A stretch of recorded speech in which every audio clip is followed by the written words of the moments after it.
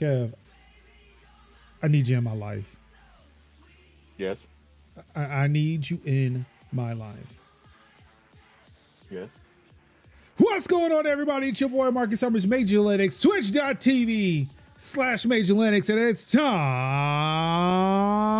once again for another episode of Tech Talk Thursdays. It is September 11th, 2025. Never forget. I already forgot. Did you know that today is Patriot Day? Yeah, I know that. He knows it. Yeah. Which, yeah, I found out today that he knows about September 11th now. It was like, oh, all right. I guess that's what they talk about in third grade. But before we get to they the, put natural holidays every day. before we get to that, of course, I'm joined this week and every week by Kevin Kev. It's your boy Kev in the building. What's good, everybody? And of course, we have a special show here. We've got the one true Major in the building, Fire Guy, Fire Plays. I don't know what he goes by today. Wildfire, fireplace. Like I say, Huh? sun's out with the guns out. Good. I helped you with Fire Plays. If you want to call me, just call me fireplace. Fire Plays. Fireplace. Fire Plays. That's a Fireplace. YouTube channel? Fireplace? Yeah, fireplace. Like the place that I will put the fire in if I want to be warm and toasty? Yeah. Oh, okay. No, there's no YouTube channel. No, we ain't doing it here. Not until finna he's say- of age. I ain't finna say that's a Yeah, that's a like, fire yeah. hacker name right there. Fireplace? Fireplace. So what's up? So tomorrow's my birthday. Oh, that's right. Ladies and gentlemen, the homie, he's getting older. Yes, sir. Tomorrow is his birthday. Let's go. Yeah. How old are you gonna be? Come here. Come here. Come Nine. here. 9. 9 years old. Hold on.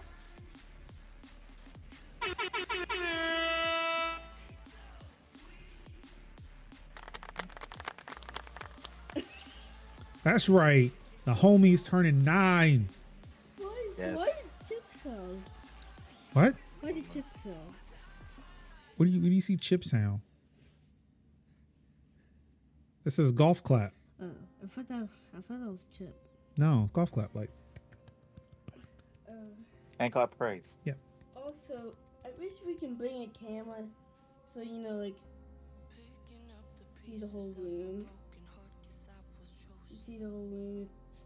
All we can do is when mommy tries to put stuff on my room, like my wet wall, like my whole room makeover. you getting a room makeover? Yeah. Oh, this is news to me. Yeah, I wish we would record this on camera. Unless we There's gonna be can't see this.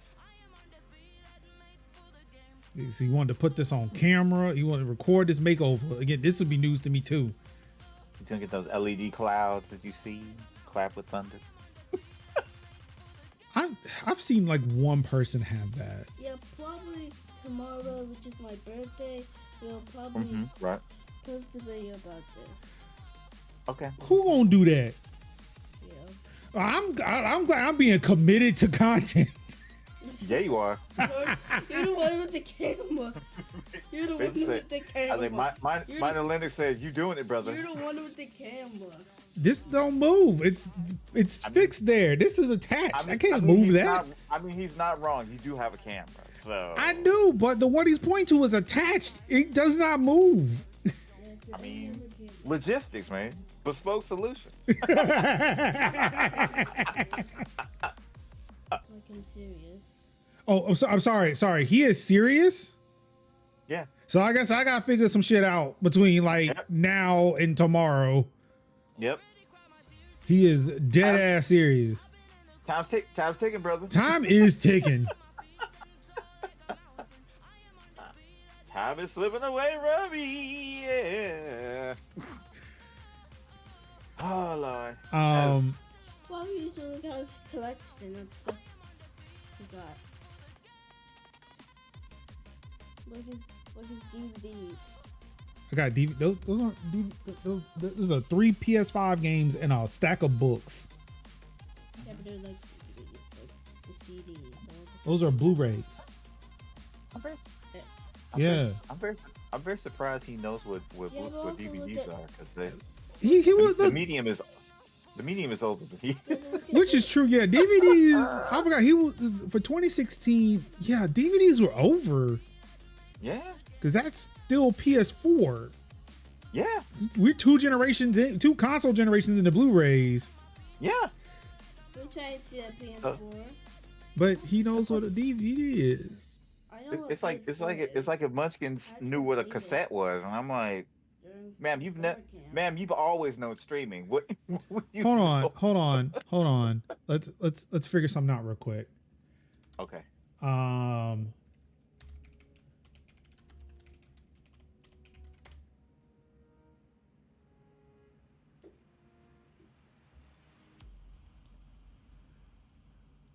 Do you know what these are? Floppy disk? Do you know that because you read it? Do you know what they were used for? Yeah, if you would put it on full screen.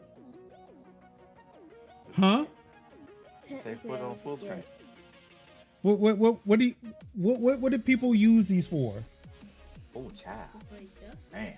To play? No. Well, I mean, yes, technically, but what was the general use of these things?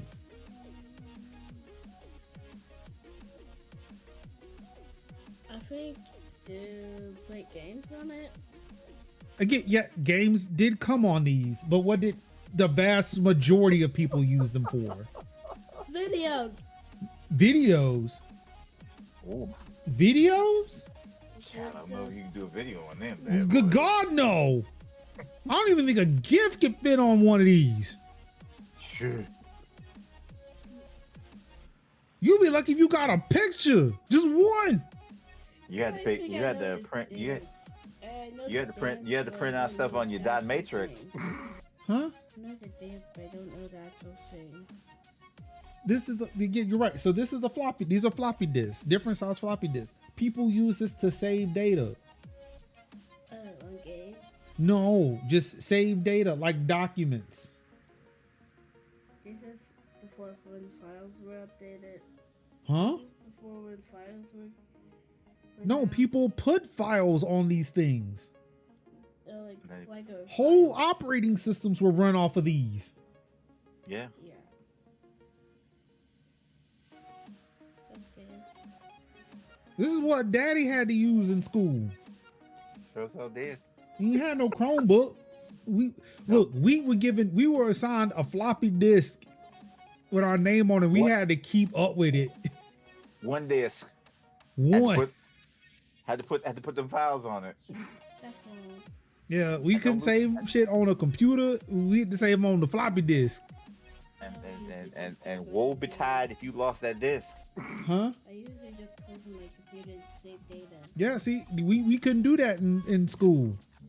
Now, I didn't get a flash drive until college. Same.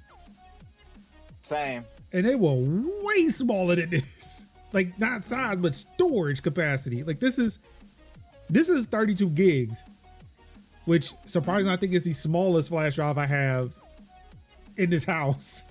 Yeah, I don't know that floppy disk. What is it?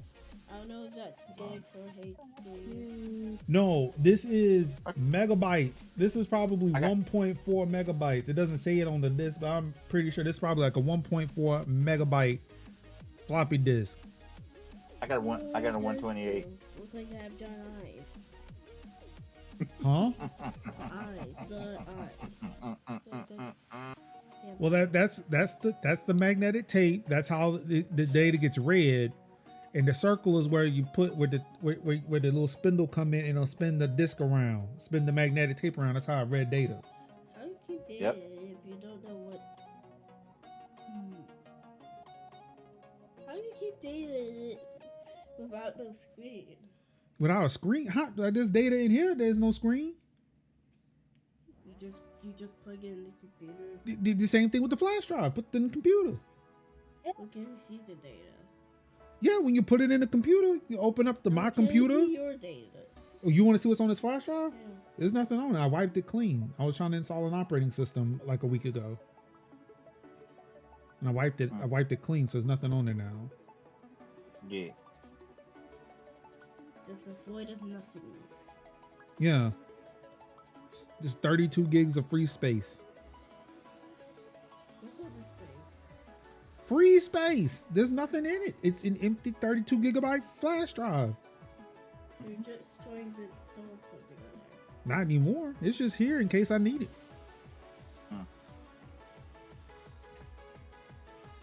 But see, now we have the cloud, so it's very rare that I need physical media to move my data around.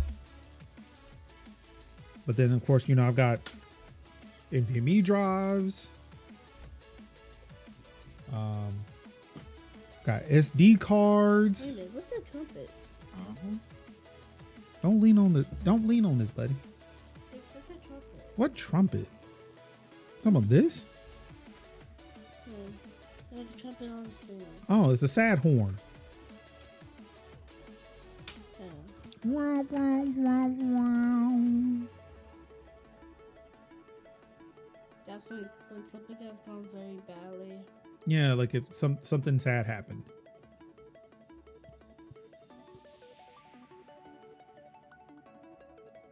Yeah, I can do the trumpet effect. Yeah. Mm-hmm.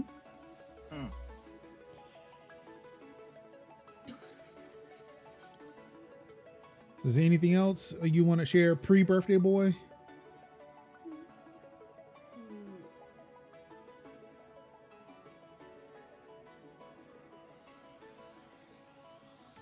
I'm loving this quote, by the way, in the chat that used the test. When you want the kick of soda but don't want the package of soda. Were we talking about LaCroix?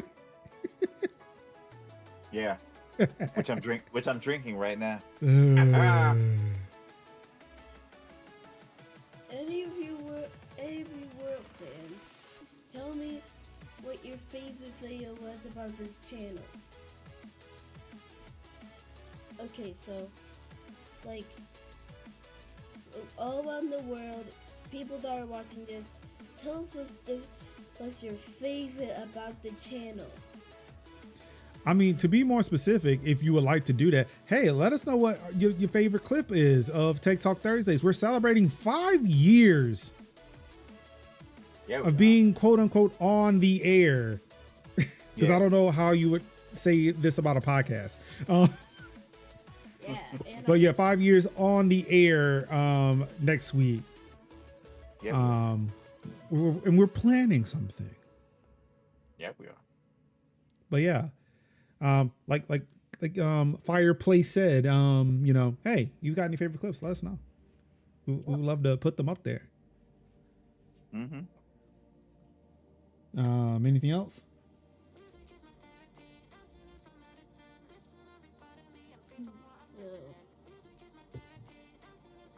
So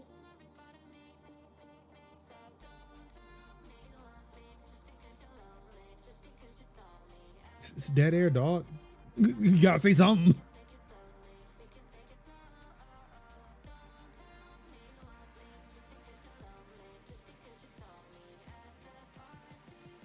I guess that's it, man. Also, tell us what was your favorite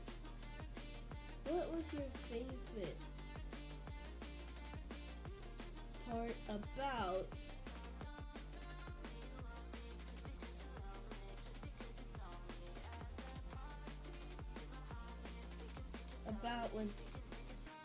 when I just talked during when Daddy's playing the game. When is the people's favorite Caden moment? Yeah, technically I talk, but but you can't hear me.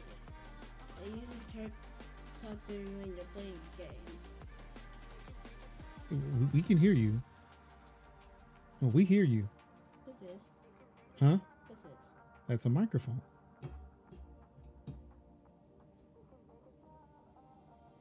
It's Daddy's old microphone.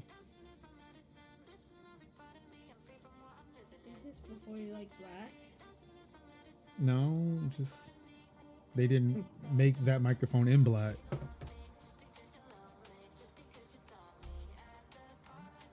Yeah, sometimes I'll talk during one time when you were playing It Takes Two, you were technically during when your friend was doing the boss fight. Are you talking about when you came and scared me?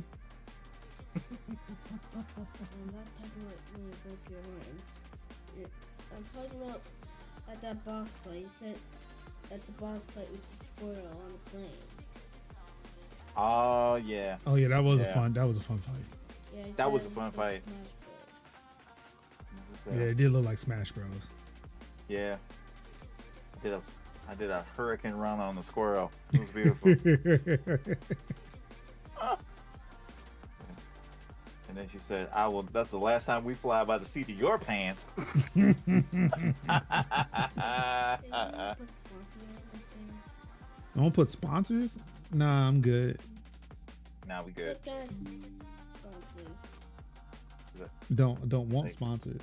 What do you mean you don't want sponsors? I don't It's want like sponsors. I like to have like- my content. I like to It's be like supported by Father, the you- community. It's like, Father, you need a Squarespace ad. No, I don't. We host our own shit here. Mhm. Unless I can export Squarespace code onto my own server. Nope, I don't need Squarespace.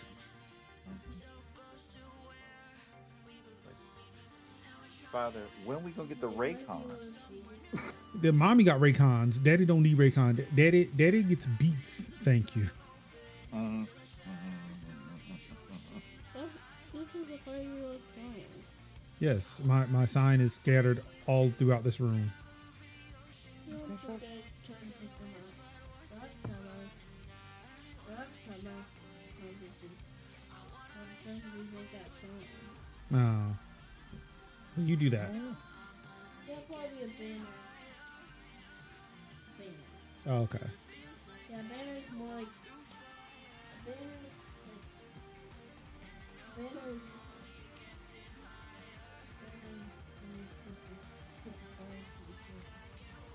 Like that pound sign banner. It's not a banner. It's a flag. Yeah, maybe. I do need to put that up though, somewhere. Eventually, I'll figure it out. Yeah, probably right there. You know, it's not a bad place for it.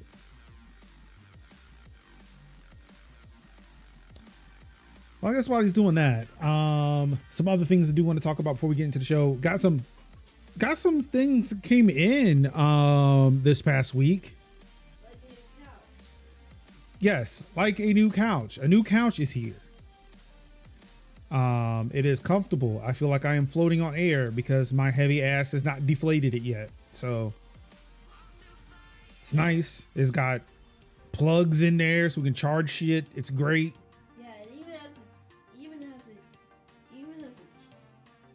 a part, even in the middle of that in the middle of that long couch. It like in the middle, you can like pull it and put it into the table. Yes, it has a little pull-out section. Got the little wireless chargers. Got a little light, like little book lights and shit. It's really dope.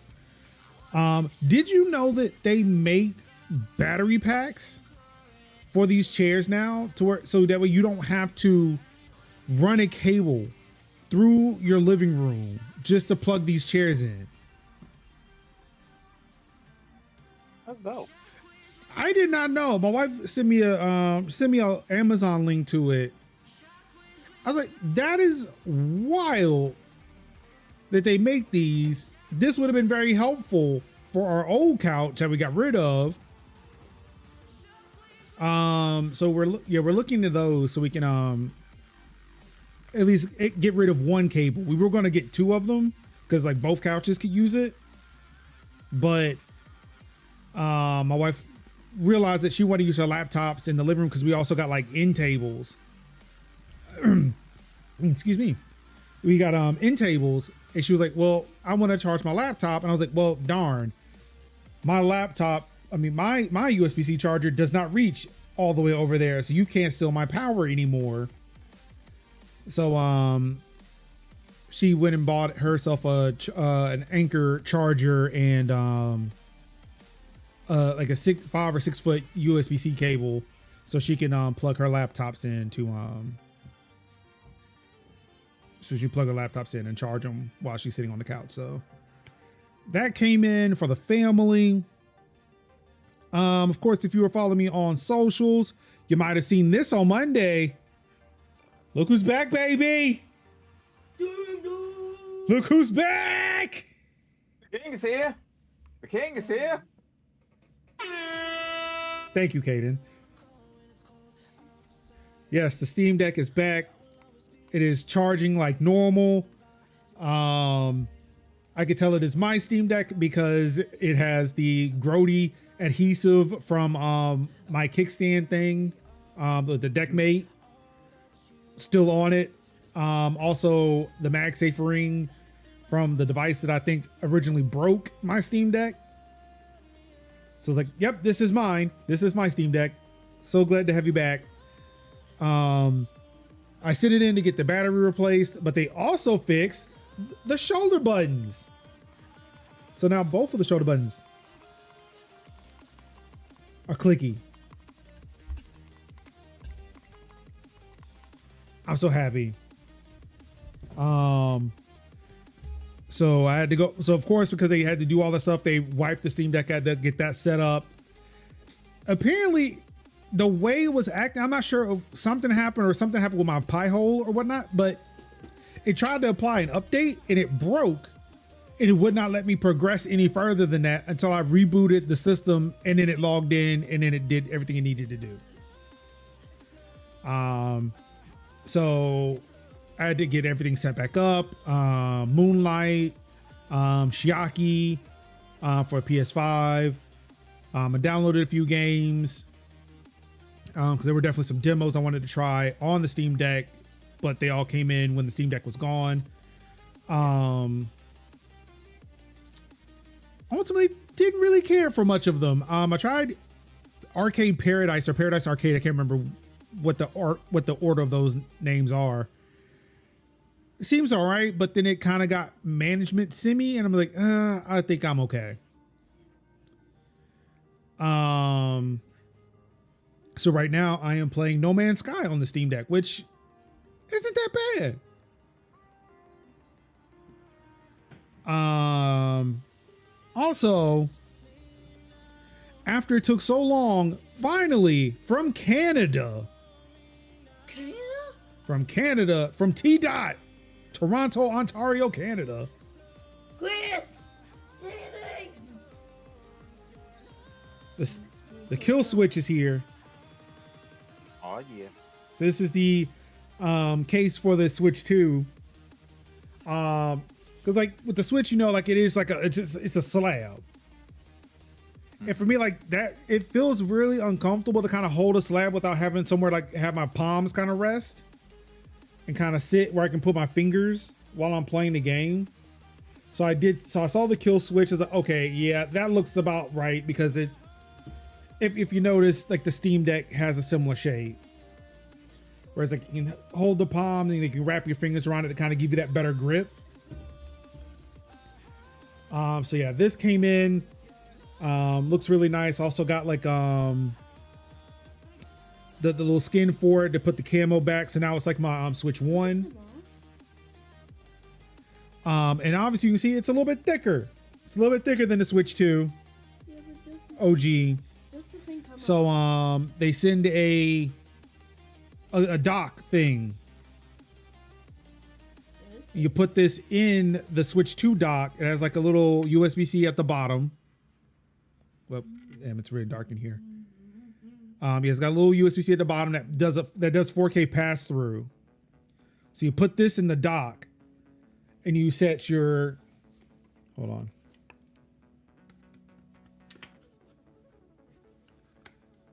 and then you set your switch in there.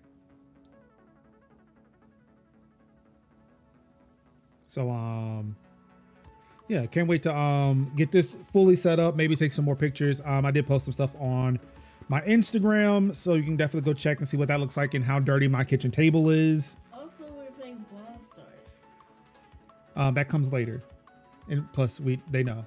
What do you mean? They know. We talked about it, but that comes later. So yeah, I'm excited. My portable gaming setups are here. I am ready to go. Waiting for, I guess, that next Switch title to play. Yeah. Which maybe some old, huh? We'll see what tomorrow says. Oh, that's right. Yeah, we're going to cover that. So yeah, speaking of that, we've got news to talk about this week. Of course, it's been a big week for AI. It's been a week. Yep. Apparently now your car can also be an Xbox, but why should it ever? Don't know. And yes, Nintendo has an event coming this week, and we won't mention what Nintendo tried to patent because it's fucking asinine, and I don't understand it. But all that and much, much more this week on Tech Talk Thursday, starting with Apple had an event the other day. They announced new phones, new watches. Now I want to play Midnight Club IRL. What's going on, Finks? How you doing? How you living? How you feeling? Welcome to the show. Yes, Apple had an event Tuesday to announce their some of the newest products that are coming with their OS 26 lineup of softwares. Naturally, of course, everybody was expecting the new iPhone to be announced. There were 3 new phones announced today or Tuesday: the iPhone 17, the iPhone Air, and the iPhone 17 Pro. Let's see. And this is from Engadget here. Of course, iPhone 17, a little bit bigger screen than last year. It now has ProMotion display, which means you can go from 120 hertz down to 1 hertz. And I think it has always on display, but I don't know. 48 megapixel main fusion ultra wide camera and a 12 megapixel telephoto lens. The selfie camera also has center stage, so you can now take pictures in portrait and landscape while holding your phone in portrait.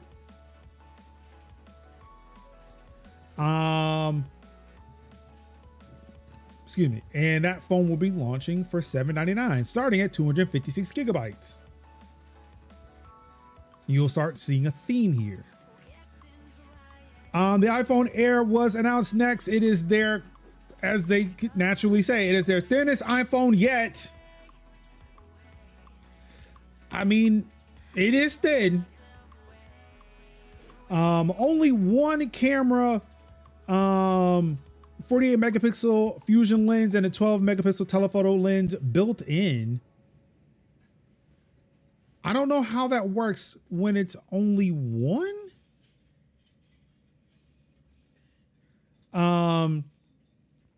This is being powered by the A19 Pro chipset, so the same chipset that's in the Pro models.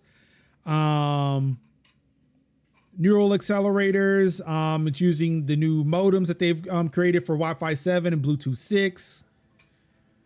And they're claiming an all-day battery, mainly because of the fact that this phone is almost literally all battery at this point.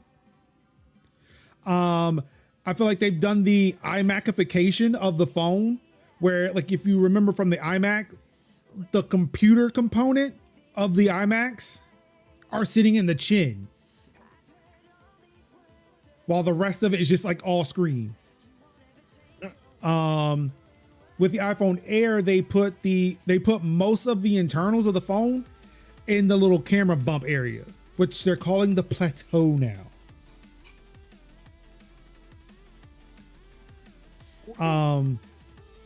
The phone is wrapped in ceramic shield 2, so it's glass all the way around, just about.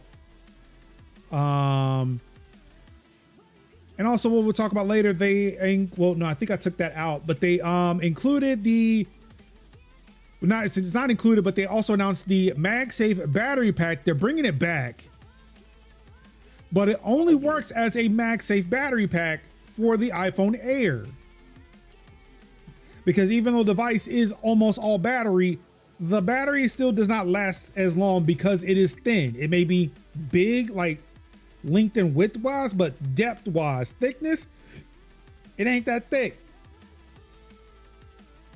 So they are selling a $99 MagSafe battery pack to go with it. Like if you go to the website, it will say like it's only compatible with the iPhone Air, but it will work with other devices because you can just plug in a USB-C cable and it'll still charge. I will make the argument that you can probably buy MagSafe chargers that will work for all phones. At cheaper prices and probably with bigger battery capacity. Mm-hmm.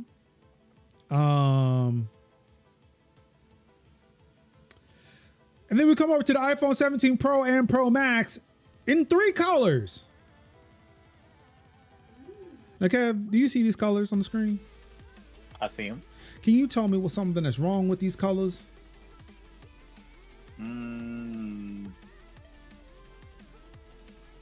I know the orange, like metallic one, kind of looks like in a bit of rust, but then you still got the standard black and white. No, you don't. Oh, sir, that is blue. oh, There is no black Pro phone. well, interesting. Now, if I was buying an iPhone 17 Pro, I'd be highly upset about that. Yeah, it was because oftentimes people they like their black phones, But no, they are not selling a black Pro model. And it's like, yeah, no. But also, I'm not buying one. Right. So it's like, it doesn't matter. But yeah, but also no. yeah. Right. So it's really odd. Like, the Pro models are where you went to get the black phone. And it's like, nope. No. Because that's the thing, though, is like you want to go like in like say like the E model and like the regular flagship, because that's where you're gonna get variety in those colors, because people are gonna want the variety in those colors. And then for like the Pro models, where people know, well, okay, black, done. Yeah, like, because instead, yeah, because if you're getting the Pro model, you don't want it to look good, you want it to be good. I mean, a little column A, a little column B. Well, column A, column B, but black and white. That would be it. I mean, like I said, they can keep the orange. Keep the orange, yeah. Definitely. But it's like, where is my black option? Like, they should not have substituted the black for the blue. I'm sorry. I feel two things is gonna happen. Number one, the orange is gonna be the more popular version. It's gonna be like the red. Or it's going to be like, it's orange. I don't know if I want this. And then it becomes the least popular. I feel like because it is a popping color for the Pro, I feel like people who may have gone for the black might go for the orange. Yeah. So that's what I normally do. I normally go for like black phones, but something about the blue in the Pixel 8a just was like, I feel like the blue. That's a Judd in the blue. Yeah. That's Judd in the blue. No, this ain't teal. That'd be teal. You don't think oh brother, I know about the Judd. I be watching them the massive tech boxes with popcorn and drink. Those are getting to me a little bit. It's like, all right, man, this is enough. Like, relax. This is enough. It's like, dude, I can't afford none of this. I mean, can't I buy any can, of and these. I'm still like, bro, I relax. can't buy none of this. What do you mean? What do you mean this coffee table's $1,500? Casually? Nah, bro. Relax. Relax. Yeah. Of course, they've gone back to an aluminum design as opposed to titanium. The science behind that is the fact that titanium does not cool as good as aluminum, because these things got what the Xbox One X has, which is vapor chamber cooling. Oh. There's a little water in there. They chill it with the vapors. The vapors. So the aluminum is supposed to kind of help dissipate the heat throughout the rest of the phone, keep it cool for longer, keep the performance up, which of course people also pinpointed or they kind of pointed out that if the 19 or if the iPhone Air also has the 19 Pro chip, but is made of titanium and is thin as fuck, that shit gonna get hot and it's gonna get throttled. The new iPhone lineup is unlike anything we have ever created. You're right, Ruin. What's up? Yep. Of course, this phone also has the plateau. It still keeps the 3 cameras, but all of them are 48 megapixel now. And as you can see, like they've got this like weird little cutout here, like because the phone itself is like a full, like I think like unibody aluminum. They put all like I still think even the iPhone Pro, the 17 Pro's internals are all put into the plateau to make the battery as big as possible. All of the iPhones are now eSIM only, so they can get rid of they can get rid of the tray to make more battery space. Yeah, which is like, that's cool. You could 15 eSIM.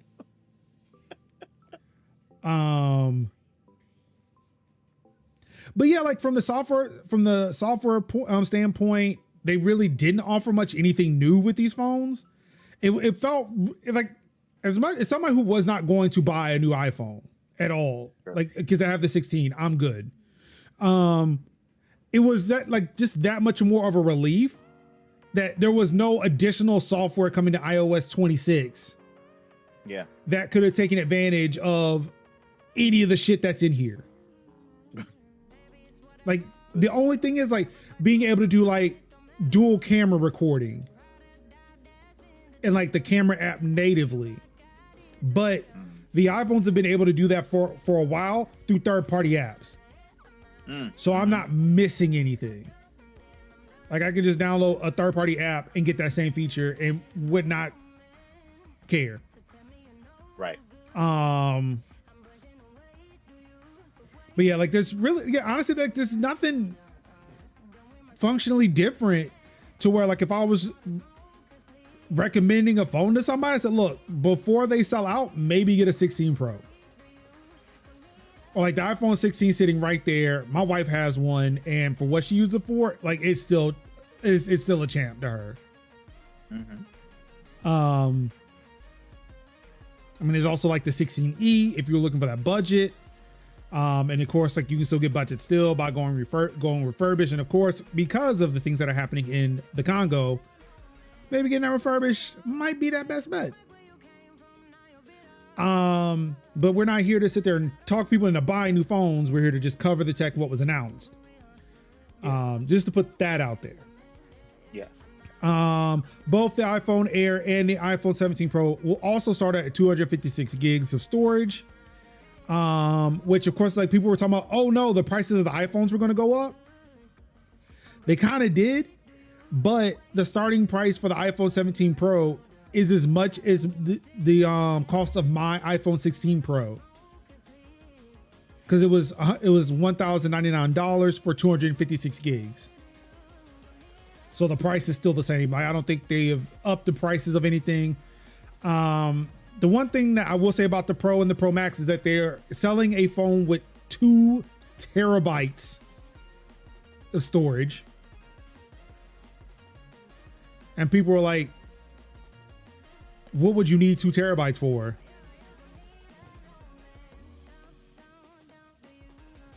What was that? Did you hear that? Oh. Sound like a speaker in my like sound like my HomePod in the other room was talking. Huh?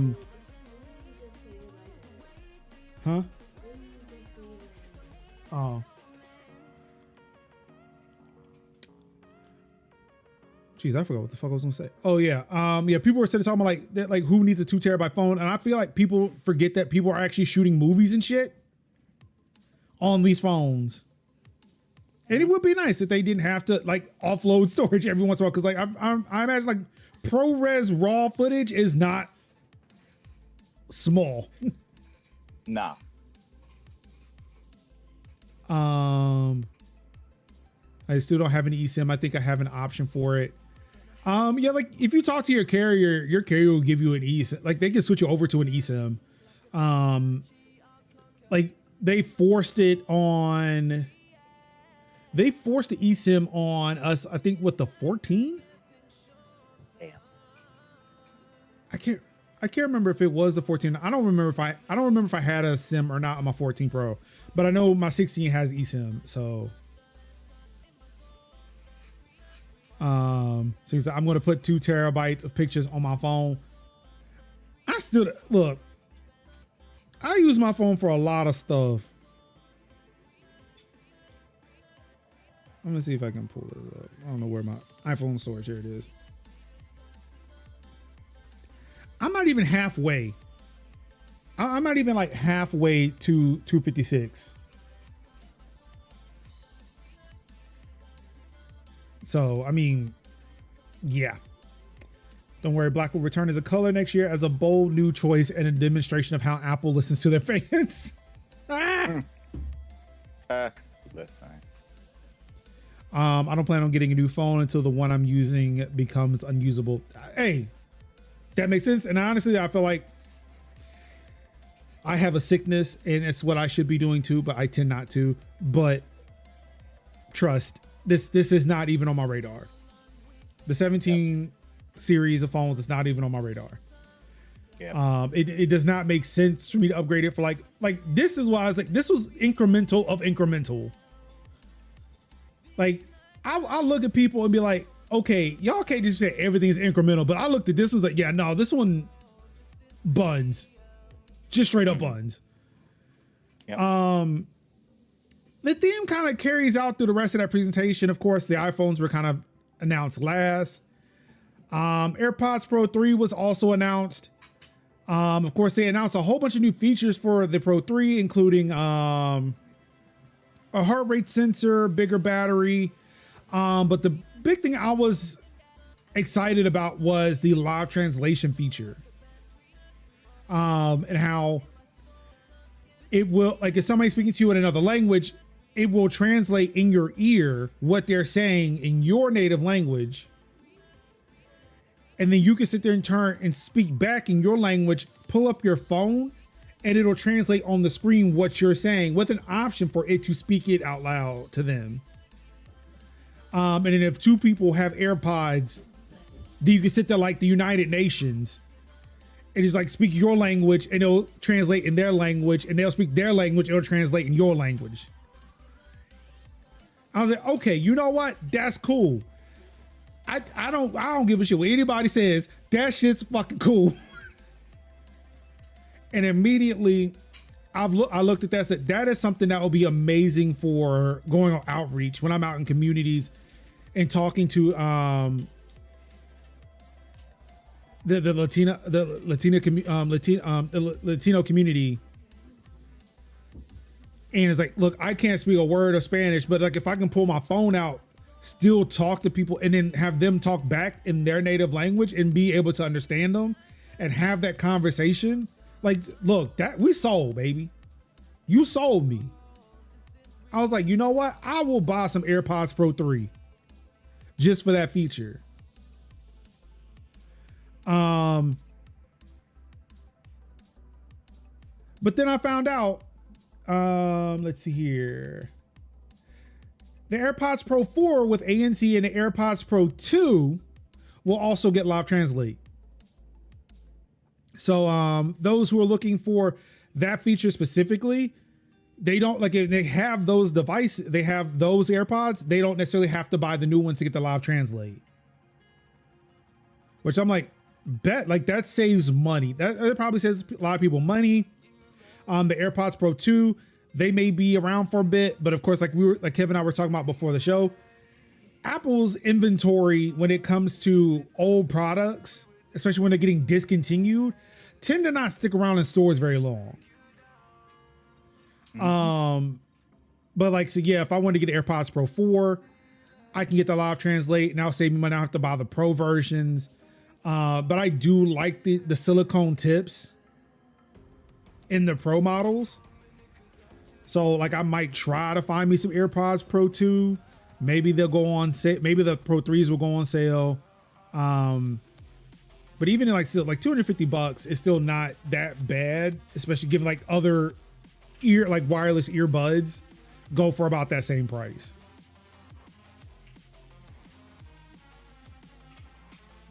Oh, apparently I also had this MagSafe story here, but yeah, we're gonna get rid of that. Also, Threads users are really vicious when it comes to things like, yeah, I know that. Look, we found out new information. I can't help that y'all get the news way too late here. My bad.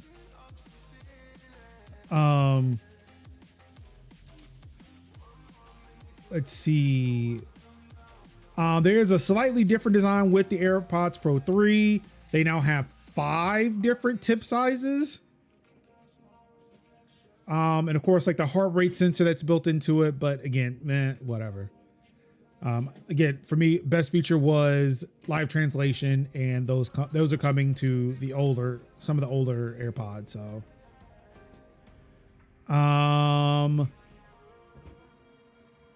Apple Watch Series 11, Apple Watch Ultra 3, and Apple Watch SE were also announced. With Apple Watch Series 11 and the Ultra 3, I think both are coming with 5G. But I do not care about any of that. Battery improvements, I do not care. The one thing that got me sold on the new Apple Watches was hypertension notifications. Yeah. And I'm like, look, I am a black man with diabetes, but also with hypertension. And if it works out like the way they're trying to sell it, especially it felt like marketing to me when they had a black woman talk about the hypertension feature. Mm-hmm. I said, look, all right, if she co-signs on this, which I don't know why she wouldn't, because I mean, it's her company and she's getting paid to say things. But yeah, if it works as they're selling it to me, I feel like that's a worthwhile upgrade, especially for my Apple Watch, which does not get updates anymore. And the battery, I've had the battery replaced. Actually, no, the whole Apple Watch got replaced. I remember they sent me a whole new unit. And the battery's already degrading. So yeah, I like, look, I've had this thing for like 5-6 years now. I feel like, yeah, I'm in the market. I'm in the market. I'm not going to cover anything with the Watch Ultra because that's just too much watch for me who doesn't do shit. And also the Watch SE. I heard you, buddy. I know. The Apple Watch SE 3 was also announced. For those who want to save money, the pared down features, but still with the same chip that's in the newer watches, which also is the same chip that was in last year's watches. I'm sorry, I just heard a weird question just now. Huh? Oh, that one? Wasn't that the one I gave you, but you stopped using? Huh? Yeah. Oh. I thought he was asking for the other Canon M50 I had. I was like, no, you can't have that one. Daddy still uses that one. So yeah, I imagine if you have an Apple Watch 10, don't worry about updating. In Ultra 2, don't worry about updating. But of course, why would you? That again, think that those things don't make sense. But again, it's that one thing too, where also the hypertension and sleep data stuff is coming to older Apple Watches as well. It's coming to the Apple Watch Ultra 2, the Series 10 and Series 9 devices. So if you can find an older Apple Watch Series 9 that may be refurbished, or an Apple Watch Series 10, you can grab those, save a little bit of money, and still get those features because those are coming to older devices. So it's kind of good to see that they announced new features at this event and that these features are being backported to older devices, mainly because they did not really do anything. They just honestly did like this fucking capitalism for capitalism's sake.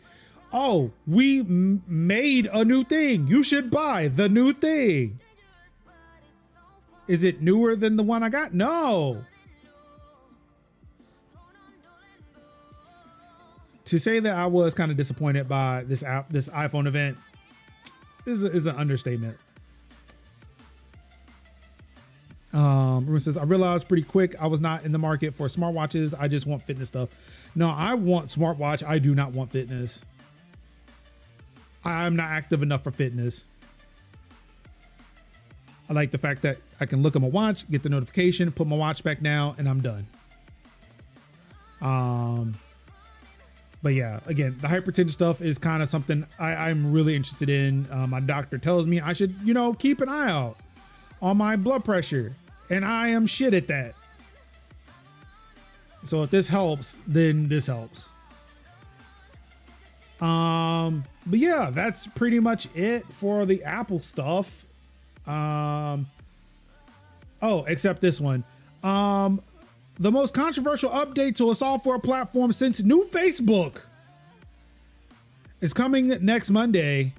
iOS 26, macOS 26, iPadOS 26, tvOS 26, watchOS 26, and visionOS 26 is coming to a device near you, possibly. If you were looking for any of those 19 versions, you're not getting them.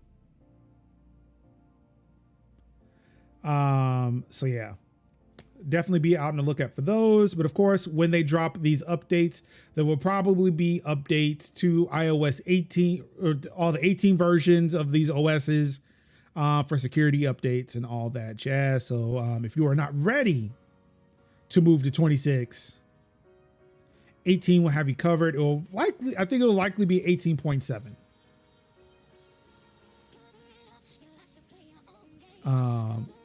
So yeah, hope y'all ready for that liquid glass. Mm-hmm.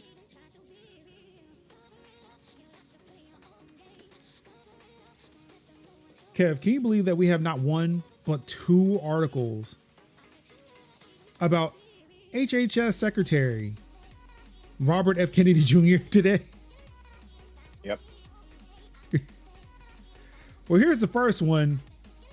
And again, this is a lighter list of AI stories I had ready for today. HHS asks all employees to start using ChatGPT because, the thing we want with our health information is a bunch of AI slop that means shit. Yep.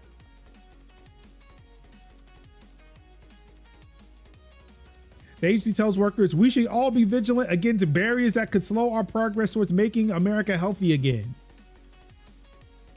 So when do we report the fact that all your scientists left, dog? Either through firings or just like, yo, fuck you, I'm resigning. Yep. Because I feel like that's a barrier. That's a big one. Yep. Mm-hmm. Or changing vaccine schedules, or I don't know, canceling meetings and conferences where you talk about the vaccine schedules. Yep. Because you're trying to kick this can down the road. No, I think he just threw the can in the trash. It's like, yep. It's like, no, we're just not even dealing with it. Fuck it.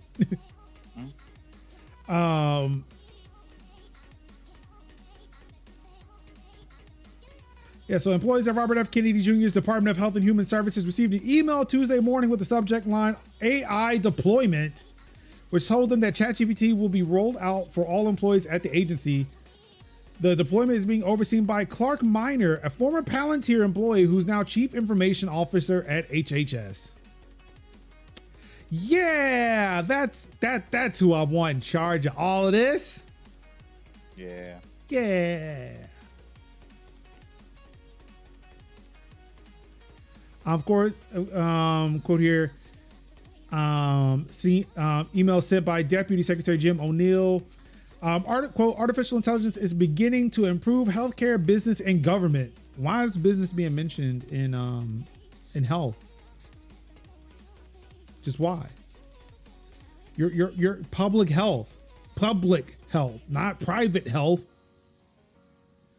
It goes on to say, our department is committed to supporting and encouraging this transformation.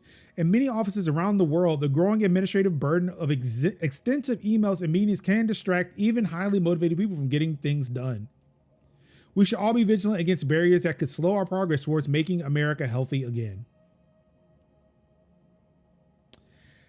Again, there's a barrier to making America healthy, period.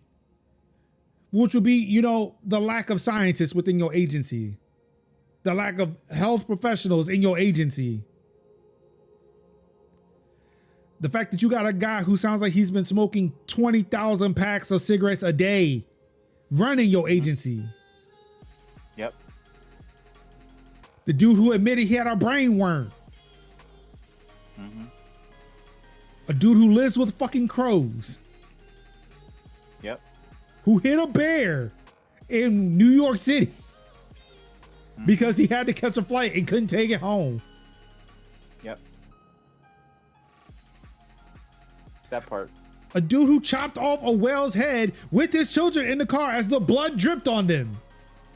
Blood and viscera. Mm-hmm. He's running your agency. That's a barrier. Yep. That's the barrier. Hello? It's not progress. Mm-hmm. I always love when they do the thing of like they talk about progress, but what they really want to do is nothing at all. Like they just Oh no, they want to do things. They want to go backwards, so backwards. But the problem is how backwards. So you remember the Spanish flu, like the first, like the most recent pandemic we had, or the one before the one. Uh-huh. Yeah, they want to go back before that.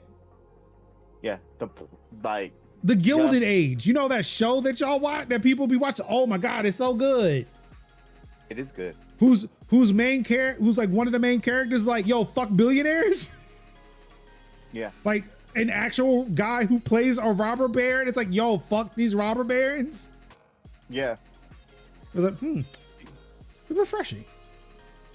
He was were you talking about George? I don't know. All those it was a dude from the Gilded Age who's like, yeah, I play a robber baron, fuck billionaires. Oh yeah. I love him. Because he was good. He was very much like, look, fuck billionaires. I mean, I play a billionaire on TV, but fuck billionaires. And I was like, you get it. Yeah, hold on. I got you. And clap praise. You get it. That's why I was like. But yeah, like they want to take it back to the Gilded Age. But see, the problem with the Gilded Age is that people died in horrendous numbers. Like, but not the people who benefited from the Gilded Age. But see, you're romancing a time and an era that doesn't exist for those that it does exist for, And that's why they're not calling it that. Well, Trump, I think Trump did say it. Yeah, he wants the aesthetic of that, but no, they just want that. No, the people who are actively calling for it, and again, there could be people out in the streets who are calling for it, but they don't know. But They don't know. the people who are in power who are calling for, oh no, they know exactly what they're going for, and they're Right. going to get it because for them they will be okay. Right. They got the health care, they got the money, they got the land, they got the profits. Elon Musk is literally building a fucking company town. Again, it hit me when I went to Hershey, Pennsylvania, that Hershey, Pennsylvania is a fucking company town. It is. I was like, really wait a second, how did I not know this? How did you not know this? I mean, honestly, I was like, oh, it's just there. But it's like, no, oh, wait, no, there are factories. Oh, shit, dog. Yeah, it's a This whole- is bad. Yes. How did you not know? Look, I did not realize, I think for me, I did not realize how concentrated that shit was. Mine to a certain extent is a company town if you really think about it, because the railroad. Oh yeah. Everything is like. Oh, they in built my a fucking area- tram. Yeah. Like back when Hershey, Pennsylvania was like being organized. Like the dude Hershey built a fucking tram. Is that look, people can ride it, but honestly, it's for the chocolate. But I guess when chocolate's not on it, y'all can ride it too. Yeah. I was like, what the? Oh no. Yeah. Oh no. Not that I was a big fan of like the corporate brainwashing tours that we were on. But yeah, it was like the history of Hershey. It was like, that's when it hit me. I was like, oh no, this is a company town. Yeah, it's like This is bad. it's like I made a mistake, a chocolate scented delicious mistake. Look, I didn't choose to go there. I didn't choose to go there. And I was already like, yeah, this is a lot of corporate bullshit, but it's a chocolate delicious Hershey bullshit. Yeah. But it was like on that fucking history tour. Oh no! Oh no!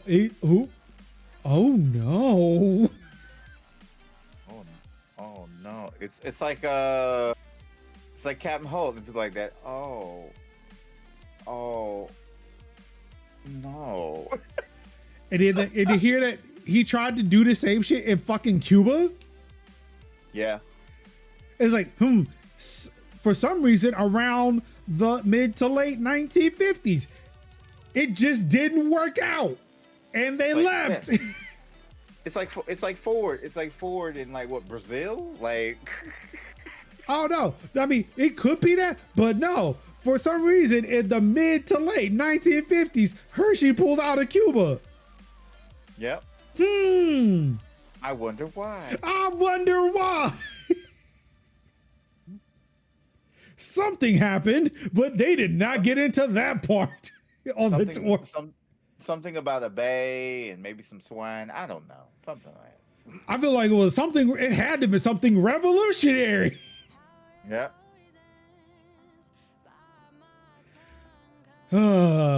But yeah, this ain't great. This ain't great. No. It's not great. No. There are barriers that they are always going to run into, but again, it's on the other side of the tracks.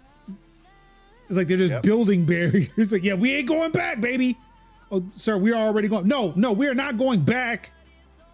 This is forward, sir. The clocks are literally spinning counterclockwise. What did I say? We're not going back.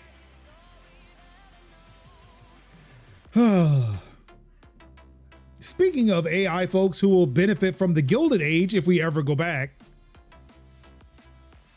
Sam Altman. Yerp. Sam Altman is wondering why social media stinks so much.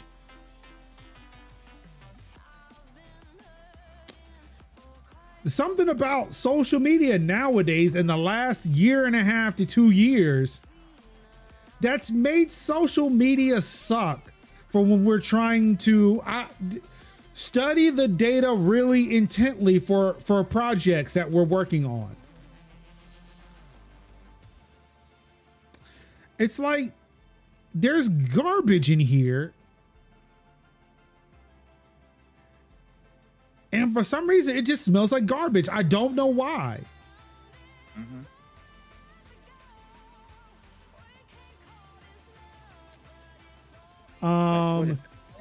What is that smell? Twitter enthusiast and Reddit shareholder Sam Altman had an epiphany on Monday. Bots have made it impossible to determine whether social media posts are really written by humans.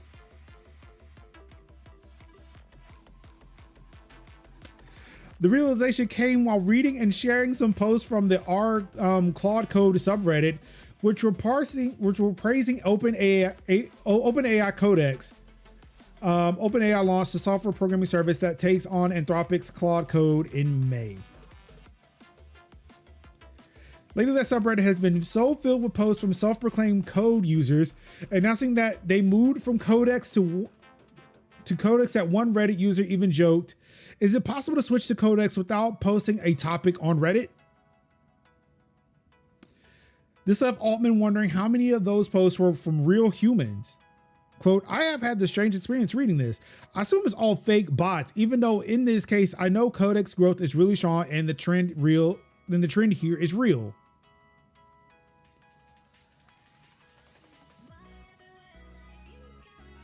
So is he saying that the people posting on Reddit, the alleged people on Reddit, are posting moving to his platform and are thinking that those people may be fake?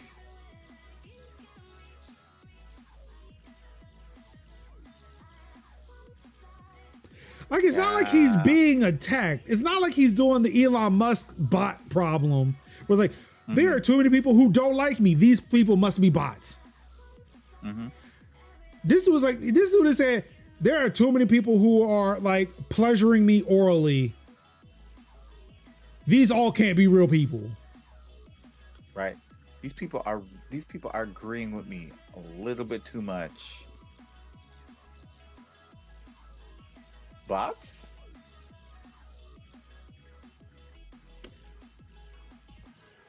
Are they bots though?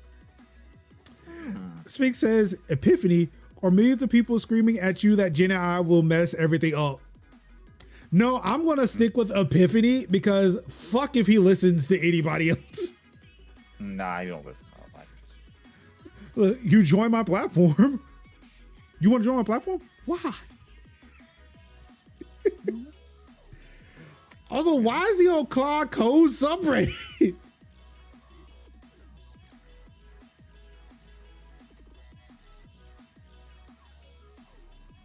Kev, I don't get any of this, bro. I don't get it either. It gives like someone with too much time on their hands, you know? Like Okay. He then live. Really. Go ahead. Oh no, I'm just saying it gives like I'm thinking way too hard about this. Oh, don't worry, because he did. It's right here. Yeah. He then live analyzes reasoning. Nice. Quote. Yeah, you ain't see that coming, did you? I think there are a bunch of things going on. Real people have picked up quirks of LLM speak. The extremely online crowd drifts together in very correlated ways. The hype cycle has a very "it's so over, we're so back" extremism, optimization pressure from social platforms on juicing engagement, and the related way that creator monetization works. Other companies that have astroturfed us, so I'm extra sensitive to it, and a bunch more, including probably some bots. I now know why people can tell shit is being written by generative AI. I just had an epiphany. This man speaks like a fucking LLM. If he tweeted this, if this is him tweeting, sitting down at Twitter and typing this shit in,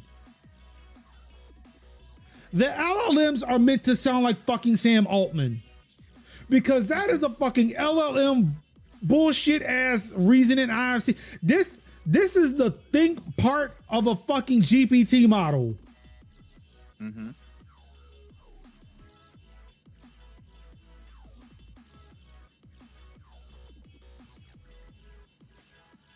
This is the thing part. Mm-hmm. Oh my God. Like, what the fuck did he even just say now? He really thought he was saying something. He really thought he was like, man, I'm gonna eat with this. I'm gonna eat with this. Leave no crumbs. Leave no crumbs. No, left half a chicken on the plate. Like, I need to know something, right? Astroturfing is a deceptive practice of hiding the sponsors of an orchestrated message or organization to make it appear as though it originates from and is supported by unsolicited grassroots participants. Now, again, let me make sure I read this right.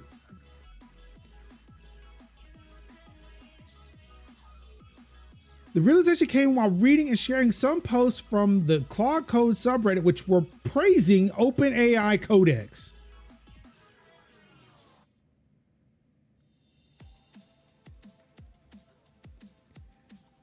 He is saying, if I'm reading this correctly, that people are using bots to generate praise for his platform, or possibly that people are being paid to say these things about moving to his platform.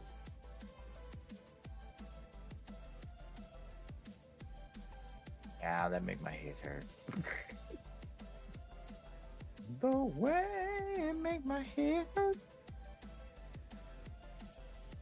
All right. Oh, okay. I'm sorry. TechCrunch decoded this for us. He's accusing humans of starting to sound like LLMs. Even though LLMs, spearheaded by OpenAI, were literally invented to mimic human communication right down to the M dash, which only this week I found out why people hate the M dash.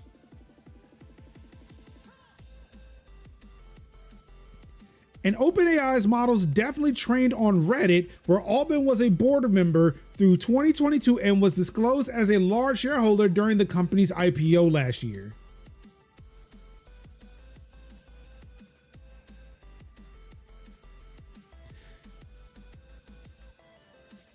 So people, including himself, are starting to sound like the bots that he made based off of how people on a social platform that he's on trained the data on.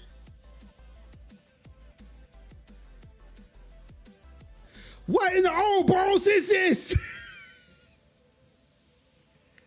And I only learned what that meant like 2 weeks ago.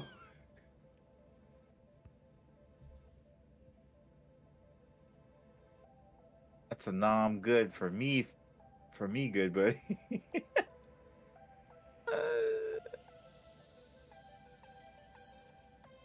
No way. That's an absolutely not. He says he spends so much time doing mental gymnastics to justify AI that his brain is currently in knots, a cat toe up from down. That's what happened when you got more money than brain cells. I'm just saying. This mother, he is complaining that people are praising his platform because they sound too much like the fucking LLMs. That it's like somebody is flirting with you, and you're like, I can't tell who's flirting with me. Obviously, they want me for my money. It's like, what the fuck are you talking about? What? Obviously, that person can't like me for me.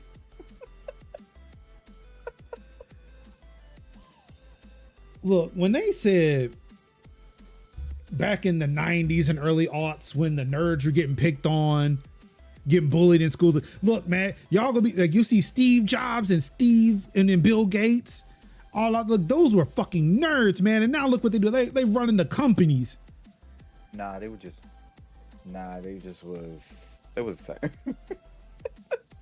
they were bad. No, I mean, they're true. These fucking nerds did start running companies. But I feel like the wrong fucking nerds took that shit to fucking heart. It's always the wrong fucking nerds. It's always the wrong fucking nerds, man. And now we've got this fucking shit, bro. Like, what the fuck, man? Yeah, it's always the wrong fucking nerds, man. It's always motherfuckers who just like, oh my god.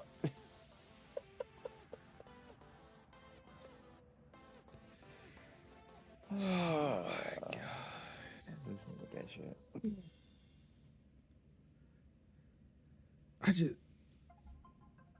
No. It's more AI bullshit. The bullshit that's AI. Yeah, sorry, the bullshit that's AI. And more bullshit that is AI bullshit. Yeesh. Grok is true. Ooh. I've seen some stuff about Grok today about events. Yeah.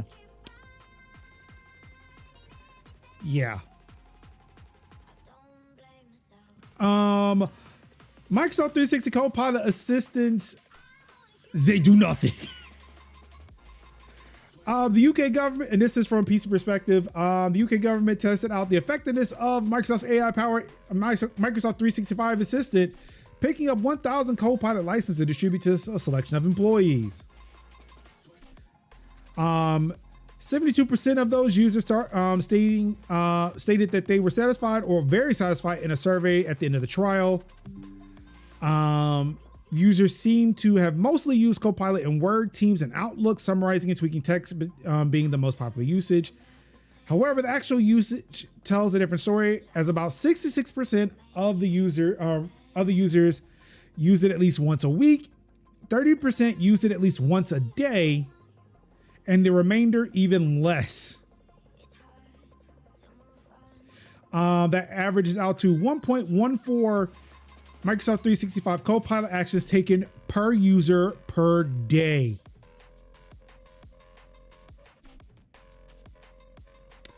At a cost of running between £4.90 to £18.10 per user per month, that ain't a great deal.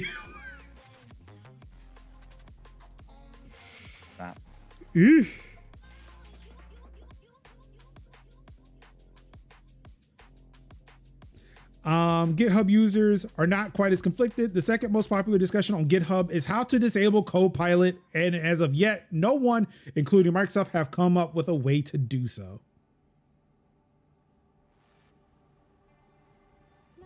And they're not going to. Surprise, motherfucker. Surprise, motherfucker. Everyone says, management, please use Copilot, integrate it into your daily workflow.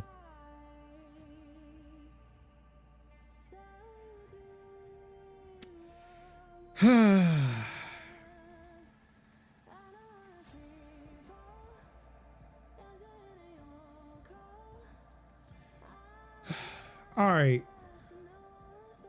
We're going to talk about a little bit of politics today. So buckle up, buckle in. Let us begin. Buckle up. Nepal. So you thought it was going to be the other thing, but no. Nepal, baby. Yep. We talk about revolutions up in this motherfucker. Yep. This is from Engadget. Nepal lifts social media ban after 19 people were killed during protest, with the Prime Minister KP Sharma Ali resigning amid the worst unrest in decades in the nation. I do want to start off here. This has nothing, the revolution, the revolts that are happening in Nepal have nothing to do with the social media ban. That was the straw that broke the camel's back. Yeah. But what really started a lot of this unrest was because of the fact that the parliamentary people, the MPs, or let's say Nepal's Congress people, because I'm an American and can't learn other words for Congress. Nepal's Congress people apparently were making a lot more money than the rest of the Nepalese people. The Gen Z who have had had terrible unemployment in the country, and they've had to go out of the country to find work. Like, fuck this bullshit, especially when the children of these parliamentarians, I guess, or parliamentary people, were living lavish lifestyles while they were unemployed. Yes. They started doing what they do best and start shaming and shading people on social media, which led to the Nepalese government banning social media to kind of, I don't know, try to put a bottle on it. Because, you know, the one thing that'll make the people better and restore order is to, I don't know, slide your shit under the rug and hopefully nobody will see it. Mm-hmm. Yeah, that don't work. Sure as hell didn't. Like, damn, I hate, yes, no, can't say that.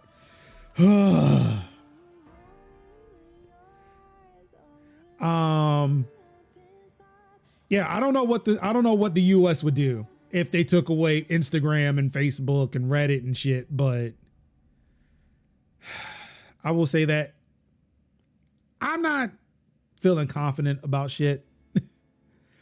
I have a feeling that isn't water in that water gun, my guy.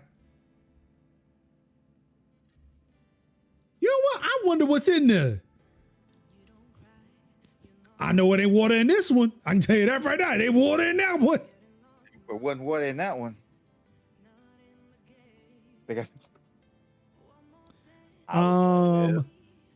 Let's see. Last week, the government announced it was blocking 26 social media platforms due to non-compliance with the new law requiring them to register in the nation. The action led to criticism from groups like the Federation of Nepalese Journalists and Digital Rights Nepal, which called the sudden closure controlling. Then on Monday, thousands of Nepalese youth started Gen Z protests across the country. While triggered by the social media ban, they were fueled by perceived corruption among elites in the nation and the lack of economic opportunities for young people. One site that wasn't banned, TikTok, showed videos featuring children of politicians flaunting luxury goods and pricey vacations in contrast to the struggles of regular people. Quote, "We are protesting its corruption that has been institutionalized in Nepal." This was from a 24-year-old student that told The Guardian. Ruin says, "Isn't that what the Second Amendment is for? Protecting our rights to use social media?" Shut up, Ruin. Shut up. Huh. I mean, it'll take care of your thirst problem for sure. Yeah, it will.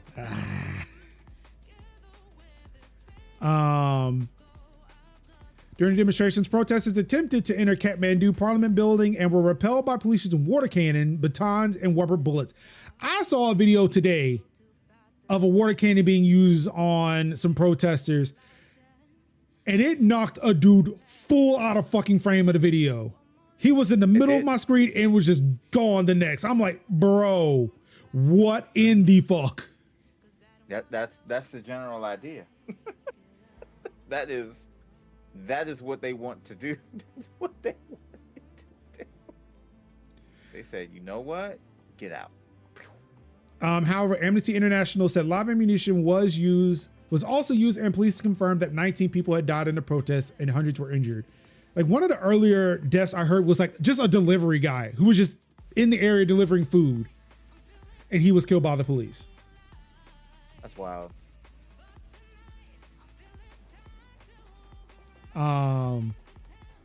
So yeah, please do not let it be misconstrued. This has nothing to do with social media bans. This has everything to fucking do with the corruption, with, again, the ruling class of these countries who are, again, just sucking at the teat of Western imperialism and capitalism. Yep. Getting their comeuppance. Yep. While they said they tried to break into Parliament, no, I believe Parliament was on fucking fire. No, you can't break into something that's already burning. Like, it's like that shit was on fucking fire. Like, no, it was on fire. It was on fire. Oh, it's burning. Oh, we should get out. What was that? It's like, what was that on fire? Parliament? Oh, okay. Yeah, I'm sorry. We out. My bad. Yeah. In fuego. Like, Also do want to point out that there are some protests in France as well. Of course, giving some analysis coming out of coming out of the country. Yeah, the French aren't doing so great because I don't know, the Sahel states in Africa are saying fuck you to France. Yep. And boy, those chickens are coming home to roost. Boy, Empire is just, it is crumbling, baby. It's crumbling. because I was like, because it was wild where it was like I was watching the video, I was watching like thumbing through my feed on TikTok, and I seen a lot of the like Nepalese stuff, and I was like, oh okay, and I seen another video. This is Nepalese. Oh, this is also Nepalese. I'm like, wait, they don't look. These people look different. Look different. Hella white. This is France. This is France. Oh, these motherfuckers are white. And I mean, when I tell you I'm not saying like throwing trash like a bottle, some newspaper. No, they would throw whole ass trash cans. They were throwing whole cans, chucking bins, chucking bins to the point where like a portion broke off from it, like, and left the people who were getting pelted by bins. They were like, yeah, we're gonna fall back and we're gonna get some help. I don't know when the help's gonna come, but it is. Hold tight. Look, and they were getting pelted by bins. I was like, yo, Sphinx, you are right. When France riots, they fucking riot. It's like somebody mentioned. I said, look. Sometimes France gets it right. Sometimes France goes like, what do you mean? Like, nah, they go hard. I said, you right, but also, I'm looking at this from an African diaspora perspective. They were a hole in the colonization at one point. Yeah. So I'm looking at that and how they're being repelled out of Africa. Shout out to Ibrahim Traore. Shout out to Senko. Damn. Was it Sankofa? I think. Shit, I forget his name. Not Burkina Faso, but it is Burkina Faso. He was the first guy. Yeah. I forgot what his name was. Is it Sankofa? I think it's Sankofa. No, it's not Sankofa. I'm gonna look that up.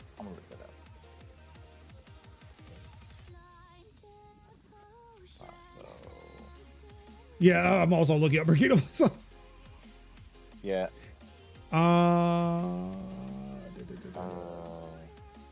Weird.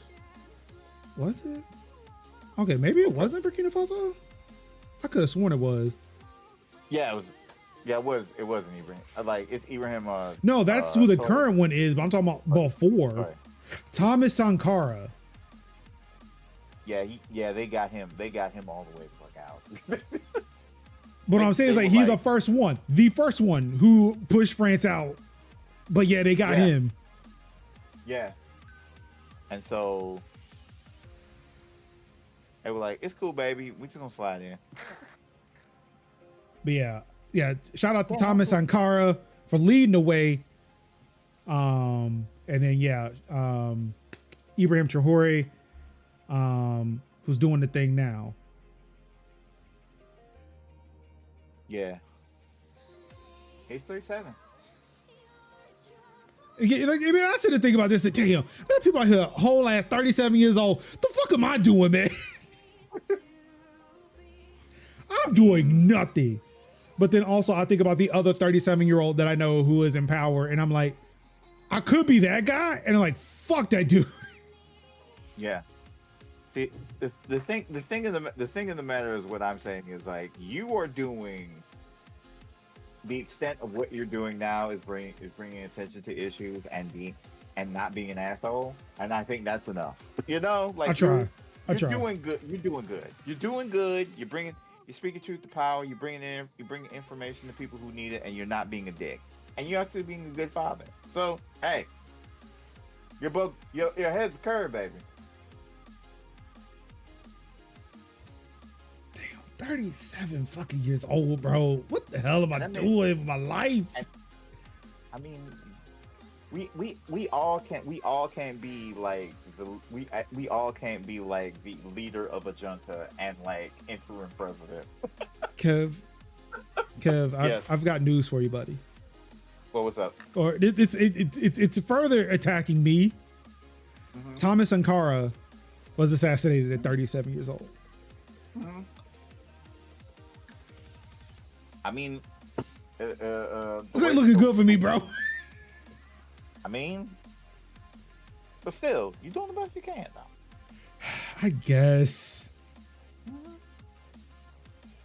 Like the fact that we had this podcast and we've been going on for 5 years, speaking truth to power, and let people know what time it is. The fact that we, three black individuals, four with Merge and 4 with Anki. Yeah, I was about to say.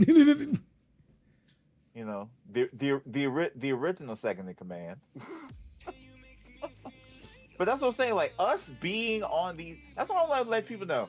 Us being on these apps, talking about, hey, your breath stink, and you ain't a good person. Free Palestine. That's enough. That's ahead of the curve. Because people ain't even doing that. People lost one election, went and got Starbucks. Black Marxism, baby. About? Look, yeah. The historical and dialectical materialism is on point, baby. People said, "No, I ain't never. I don't know them." McDonald's, what's that? I don't know what that is. But fuck, I ain't no class trader. Right. I think that's what I'm saying. Like, Amazon, Walmart, necessary evils. Look, it's about survival. Like McDonald's, light work. What do you? Right. But like I said, like I will still say, look, Target is still it's rough. I haven't gone. Yeah. Right. But it's tough. Right, brother. It's tough. Brother, my mom had to tell me. My mom told me the other day, like, Kev, I think we need to stop going to Wendy's for a while. I was like, what?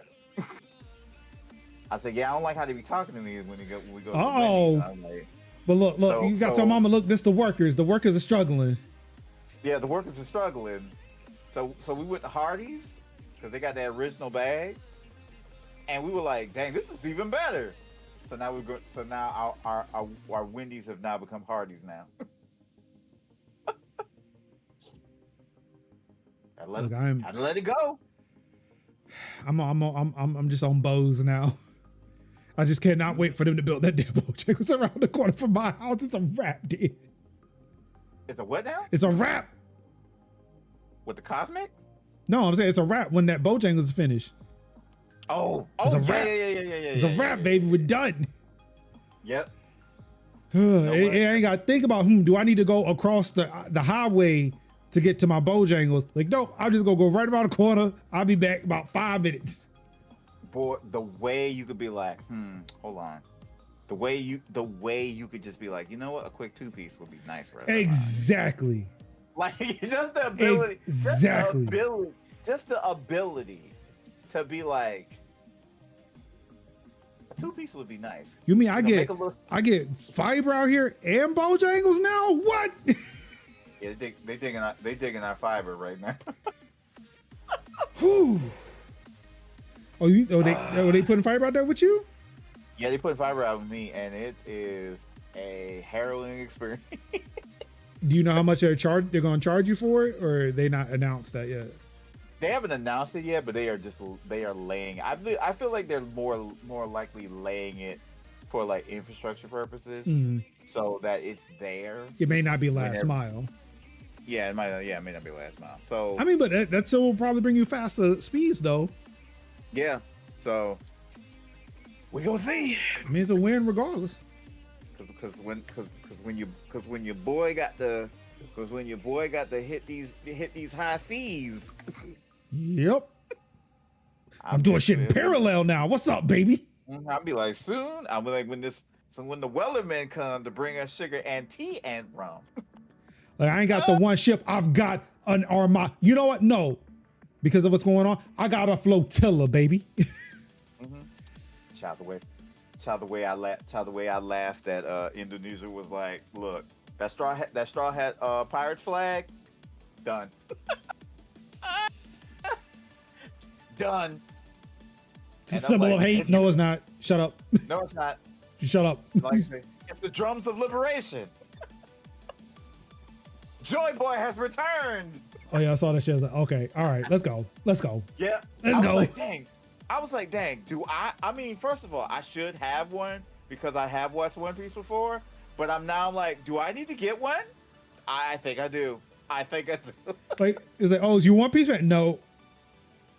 Never watched an episode before in my life. I just like the aesthetic. Yeah, I just like the aesthetic. That's it. Every now and again, I just burn the world government flag just to let them know. Oh shit! Yeah, I mean, look, certain flags are illegal to burn now, even though it's protected by the First Amendment. But like a fake version of the world government flag.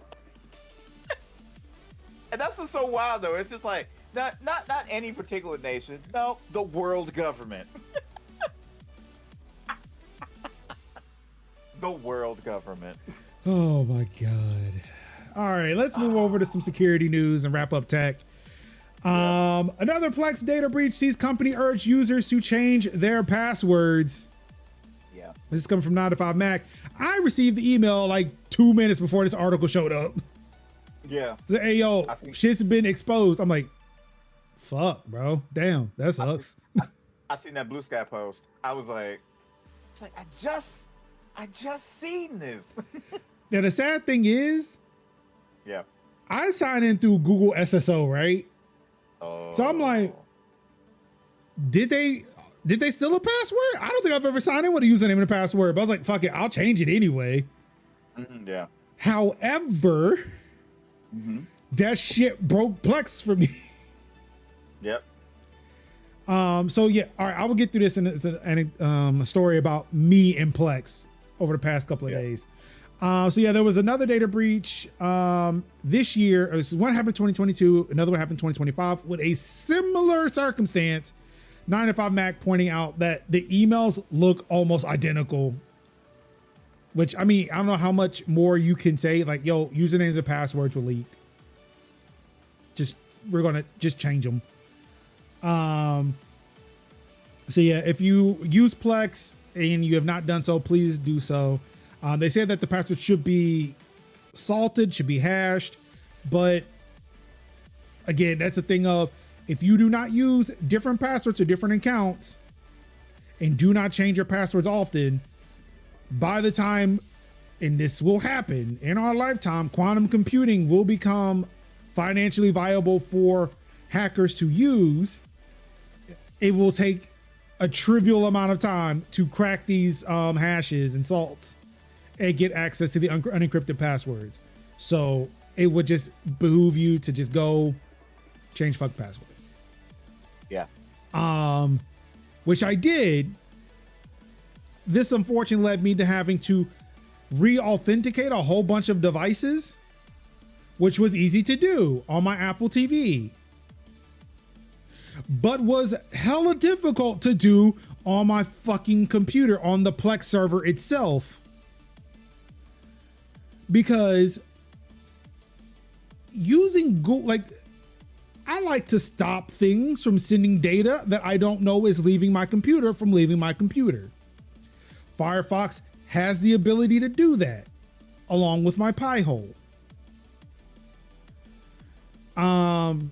Which of course, earlier this week, you may have seen me talk a lot about my Pi-hole. And I felt very uncomfortable talking about my Pi-hole.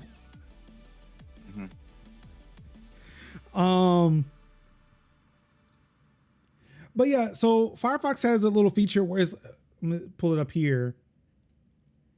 It has enhanced tracking protection, which kind of goes a little bit further than like keeping cookies and cross-site scripting and all, or cross-site cookies and all that stuff from getting around. But I have mine set to strict.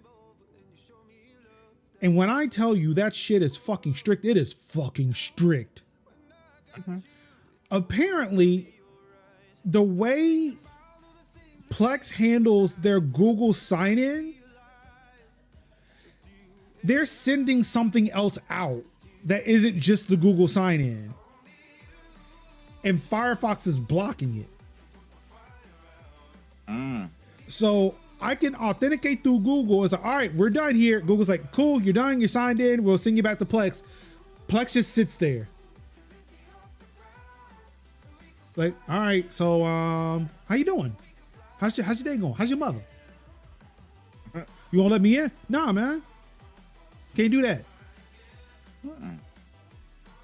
So ultimately, I did go through. So the reason why I needed to log in on my Plex service, because when I deactivated all those accounts, like when I deauthorized all those accounts, it unclaimed my Plex server to where I could not access it in the Plex app. So I had to go log in and do all that shit and like reclaim my Plex server. I ultimately went through Google or Google Chrome, signed in that way. So I realized, okay, it's Firefox that's doing it. The Pi-hole didn't block it because Google Chrome allowed it to go. It wasn't any ad blockers because I disabled all of that. Only for me to find this setting right here. And as soon as I went from strict to standard, everything worked. So it's like, I submitted something to Firefox. Look, y'all can make this easier for people to notice that this is a problem, which I agree they should. I mean, I still stand on that. I agree they should. But I did not realize there was a checkbox here that I could easily just tick and it disables it for the site I'm trying to use. So I didn't have to go through all of those settings. But it would have been nice if something said like, hey, the only reason why you're not getting through is because we're blocking something. Are you sure that you want to do this? Just so you know, we're blocking things. It'd be nice if they told me it was blocking something. See, that took a lot longer than it should have, but everything is good now. I now know a way around it. But, and like, granted, that strict setting does not come on by default. It's normally on standard, but yeah, I guess for me, I was like, nope, I want everything. Give me the most.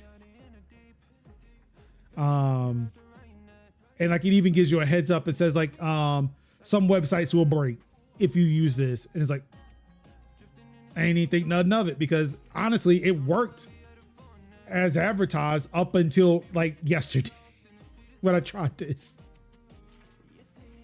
Right. But yeah, so you just be careful. Like, look, it is cool to be it's good to be careful out there, making sure you're protecting your data, you're protecting yourself online, but at the same time, like, things are harder to use. If you start going the more privacy route, which again, I feel like if that was more of a thing that people were used to, it would not be an issue. We wouldn't be talking about it like this. And I'm pretty sure if Takal heard me say any of this, it's like, bro, what are you doing? But like, I think I mentioned this to Sin, and it's like, yeah, this is the reason why I stopped using LibreWolf too. I was like, oh, okay.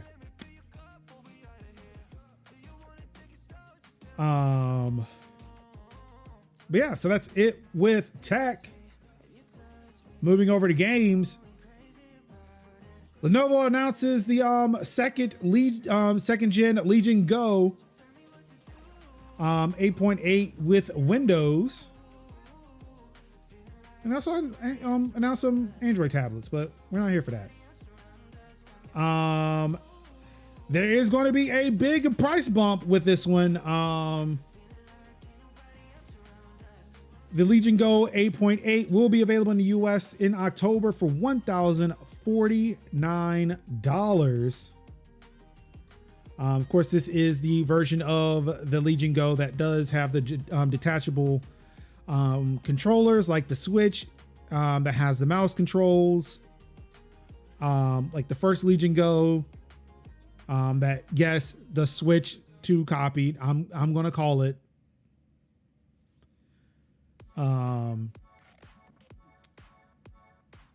The Steam OS, I don't think there's going to be a Steam OS version of this one, unlike the was it like I forget what is it, the Legion Go S, I think. But note that, again, Steam OS, or Valve has opened Steam OS to multiple devices. I'm pretty sure it's only going to be a matter of time before support for the second gen Legion Go, get support, and be off to the races. But then, of course, I'm sure people are like, why would we do that? It comes to Windows. I can play all my games like Game Pass. Like, fuck Game Pass. Yeah. Excuse me. 8.8 inch screen, 144 hertz OLED display. And also comes with the AMD Ryzen Z2 Extreme. 74 watt hour battery. Which Lenovo is saying is going to have a 50% upgrade, which is a 50% upgrade over the prior generation. So it'll last a little bit longer. Or it could just be more beefier to handle Z2 Extreme. I don't know. It does not say what the resolution of the screen is, but I imagine it'll be like 1080p.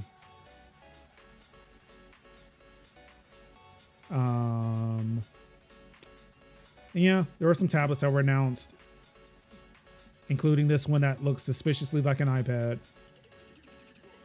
Yep. I feel like Lenovo and Samsung are the only two who are doing Android tablets nowadays. Like, I don't even think, like, I think Google even left that. Yeah. Kind of let it go. Let's see here. Speaking of Game Pass, Xbox, which is on the BDS list priority target, Yeah. and LG are bringing cloud gaming to cars because your car has to be an Xbox. Yep.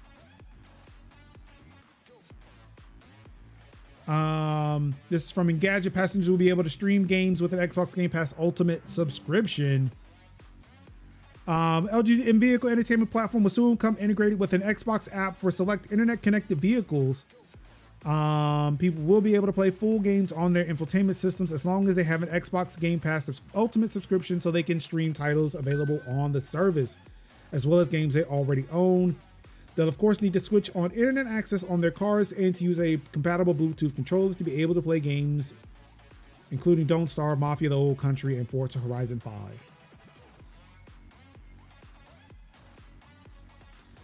The companies didn't say how they're ensuring that drivers themselves don't play games while on the road, such as during traffic stops.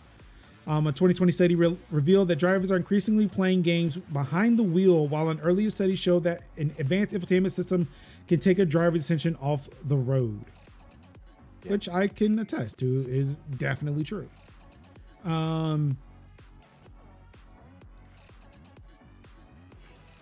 I would say, like, all right, if they're going to do this, and like this is something that Takal shared, and I figured, all right, I can at least put this up here because it's not as tech heavy as a lot of other stories that are being posted, or like tech dense.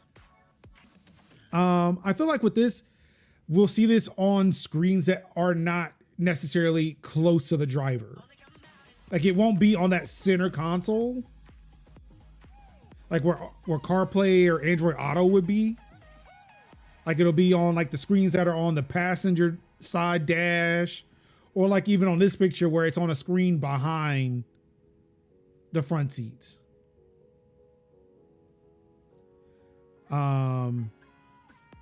Yeah, I'm gonna get my dailies done while I'm on the work.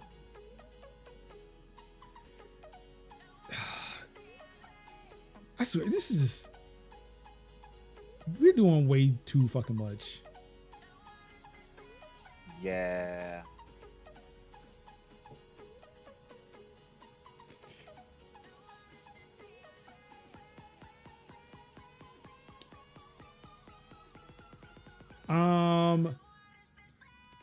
Devs say Switch 2 physical game cards were too slow for Star Wars Outlaws port. This is coming from Ars Technica, saying data transfer speeds are much lower for Switch 2 game cards than for downloaded games.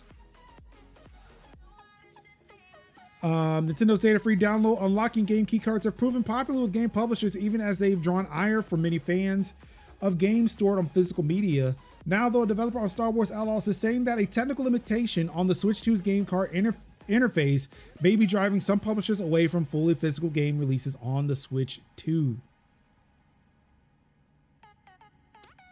Apparently, the Snowdrop engine just can't do it. They can't hack it. Apparently the Switch 2 game card may be slower than the SD card.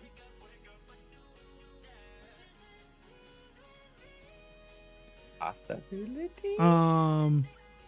So they're saying here, it's no secret that the Switch 2's eMMC cartridges, which max out at a reported 400 megabytes per second, load game data more slowly than either the console's micro SD Express expansion cards, reported at 800 megabytes per second, or more depending on the card, or the Switch 2's internal storage reported at 2100 megabytes per second. For a game like Mario Kart World, that difference might mean a noticeably longer loading screen when you first start up the game from a game card, for instance. Excuse me.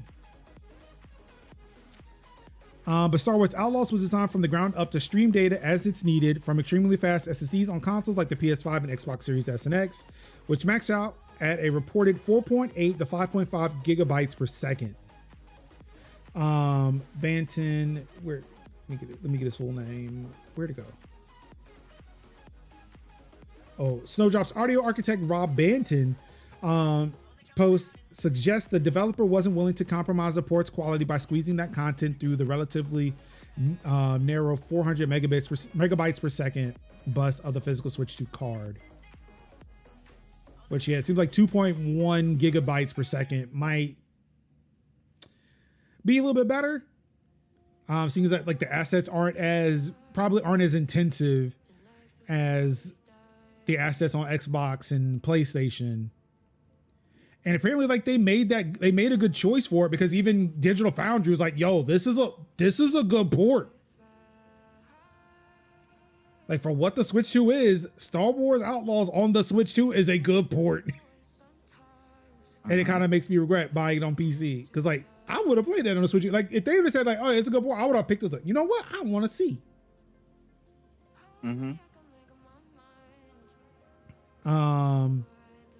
So what do you think, Kat? Like, I can't remember like what your stance was on the game key cards versus the game cards themselves.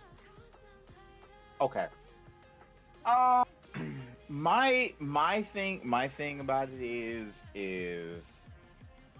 this is Nintendo being like, hey, we want games to be on game key cards, but we're also trying to make it accessible for publishers to be able to say like, yeah, that's going to cost us a lot of money to put it on the bigger cards, because they can put it on the bigger cards if they want to, but they don't want to like let that cut into their costs, because they, discs are way cheaper than those little cartridges. So it's in their way to make it so that developers and publishers can be able to put their big chunky games on something. Yeah, because it's like giving them a card, like the little gift cards like they used to have that would have digital key on it. Like, they don't take up shelf space. Right. So it's like, yeah, you consider put like a physical game, like what looks like a physical game on a shelf, and consumers can see it. Yes. As opposed to like looking for a card and it may not be there, so somebody will just like pass over the game because it isn't where it's supposed to be. Right. So it's kind of like their way of like addressing that.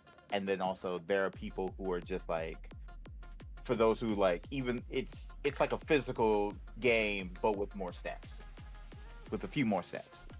I, for one, am not like thoroughly bothered. Like, once I was more informed about it, I'm not bothered by it anyway. However, I'm just not a fan of it, and I typically because to me, like, Nintendo is like first party games. To me, a Switch is like first party games, some second party, some third party games, but really it's just like a first party experience for me. So I'm playing Mario, I'm playing Zelda, I'm playing Samus, I'm playing Animal Crossing, that kind of thing. And then I'm like, all right, okay, and then outside on the indie stage, I'm like in the eShop buying stuff, digital copies. So having a physical game of an indie game doesn't make a lot of sense for me, being that I buy a lot of indie games, or I have a lot of indie games through Steam, and I play through on the Steam Deck a lot. I'm not thoroughly bothered by it, but I can understand why people would feel a way about being like, yeah, I would like a game cart to have the game on it.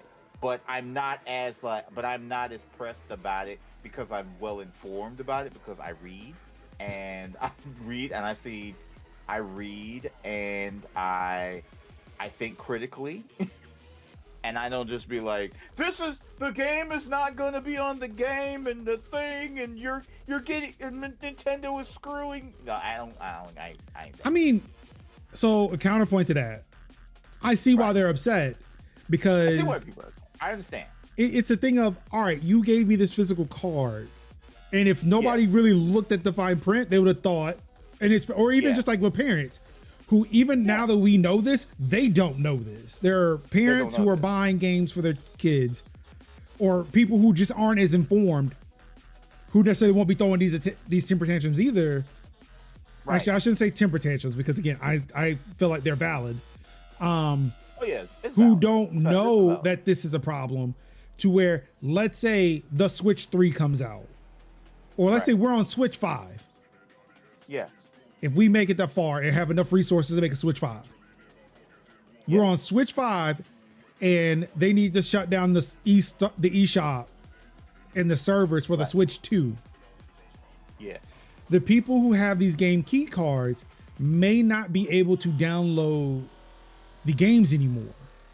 It's like, you mean to tell me I have this card and I can't get access to this game anymore? I have the card. It shouldn't be on the card for people like, and again, I'm talking about the people who did not know this at the beginning. Yeah. So I see where that outrage is coming from. Like, I feel like there are people who are informed. It's like, the whole point of physical media is to have that game in the event the internet doesn't work. Yeah. And like, I gave a reasonable scenario of, look, we can't keep servers on all day forever and ever and ever. Yeah. But then there is that extreme scenario of, my internet went down, or I'm in a place that does not have internet. Mm-hmm. And I want to, like, I bought this game at a GameStop. Let's say, like for me, when I went on vacation a few weeks ago, I went to a place where, well, granted, they had wireless. Mm-hmm. But outside of that, there was no internet. And let's say let's say my Switch 2 belonged to my son. Yeah. I bought him a game that was on a game key card. None of us knew that. So when we plopped the cartridge in there, try to start it. Oh, you got to download. What do you mean download? I'm not putting his, like, and I'm one of them parents who like, I ain't putting this shit on the internet. Yeah. And I'm half that parent. Half. He could talk me into it, or his mommy will. She'll look at me better. I said, please. I'm fine. But it's situations like that where people buy the games on these key cards, not knowing the full extent of the problem. Yeah. And it's like, again, why did I buy physical media if it's not on the physical media? Yeah. It's the inverse of the DLCs on the disc. Yes. And then you have to unlock. You just pay for the unlock code. So yes, I understand why they do that. I mean, again, the initial reason was the cost of getting bigger game cards. Yeah. Which I feel like I understand why, but I also say it's bullshit. That's a capitalist bullshit reason to not do a thing. Right. This one here. Why couldn't you just make the cards cheaper? Yeah. Just buy a bigger card. What are you doing? Yeah. But this right here, this explanation, I can fuck with this one. Yeah. I don't know why they went with eMMC for their storage. When again, like, and I'm glad this article answered that question of like, the micro SD cards are faster. Yes. And it's like, what do you mean? Huh? I mean, I guess technically the NVMe storage on my PS5 is faster than the Blu-ray drive. But Still. what do you mean? Like and somebody had mentioned like, oh, because yeah, they were talking about this and they were like, well, can't you just install the game onto the Switch? I was like, I don't think it works like that. It'd be nice. Yeah. Like if you bought like Mario Kart World, which is all on the cart, and you can install it onto the Switch, but that's not a thing you can do. No. Which I mean, yeah, like, and this article brings up a good point where it's like, we're going to be waiting on people who bought Mario Kart World as a secondary purchase. Mm-hmm. Because like for me, I bought the Mario Kart bundle, so mine was a download. Mine's loading at 2.1 gigabytes per second. Whereas like I'm having to wait on somebody to load at 400 megabytes per second. It's like, bro, what are you doing? Yeah. Yeah, this is it's weird choices by Nintendo to do these things. Like ultimately this lays at Nintendo's feet. Yeah. Between the sides of the cards and then the whole eMMC storage of the game card. Like what are we doing? Yeah, because that was always the thing that I'm like, I don't like it, and I don't like when to be put in a position where I have to say, yeah, I don't think I want this. Like I don't think I want this. But I also understand why other people do not want that too. But it's like the thing that got me in the early days was this rampant like back and forth of people saying like, oh, these are how all the games are, including first party games. Like you have nothing, you own nothing. Which to a certain extent that's all. That is true. But to also say like first party games are gonna all be game key cards. Yeah, like and that was not true. No. And that was not true. Right. And so that was not true. And but once I knew what the deal was with the game key cards in general, I was not as pressed about it as I was, because I can only speak for myself. I wasn't impressed about it as I was before, but even then I was still like, I ain't buying it. Like I would not buy it. If I had a Switch 2, I would either buy the game digitally or I just wouldn't rock with it at all. Like I would be happy with the fact that I could play them games on a Switch. Period. Mm-hmm. And so I would just either buy it digitally and save the hassles, or I would just say, I'm not doing it. I mean, it's either digital or no. And that's my choice. And that's kind of where I'm at right now, because I still like the idea of having that physical card, like just the cartridge itself. Right. If the game was on the card, yes. Well, no. Then having a physical, yeah. Well, no, not just that, but let's say if I wanted to share it, I can still give somebody the card. Which you can still do. You can still share. Yeah, I mean, like there is a. I'm glad that they made that digital virtual key card library thing. Right. But I still feel like that shit is really convoluted. Where I could do the PS4. This is how you share a game on PS4. Yeah, and hand them a card. Right, but that's the thing. It works if you said, if you took like Borderlands 4, whatever, and that's a game key card, you could take it out of yours,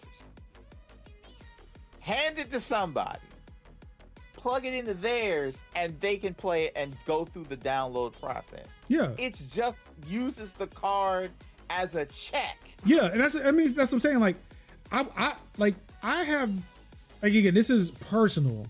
Right. Like, this is not me justifying any of this. It was like, personally, I have no problem with any of this. Outside of, man, it really does suck that the storage speeds of a Switch card is really fucking slow. Right. That's the only problem. Well, that and the fact that cartridges cost more per storage, and that's a whole thing. Whatever. Yeah. I get that too. Again,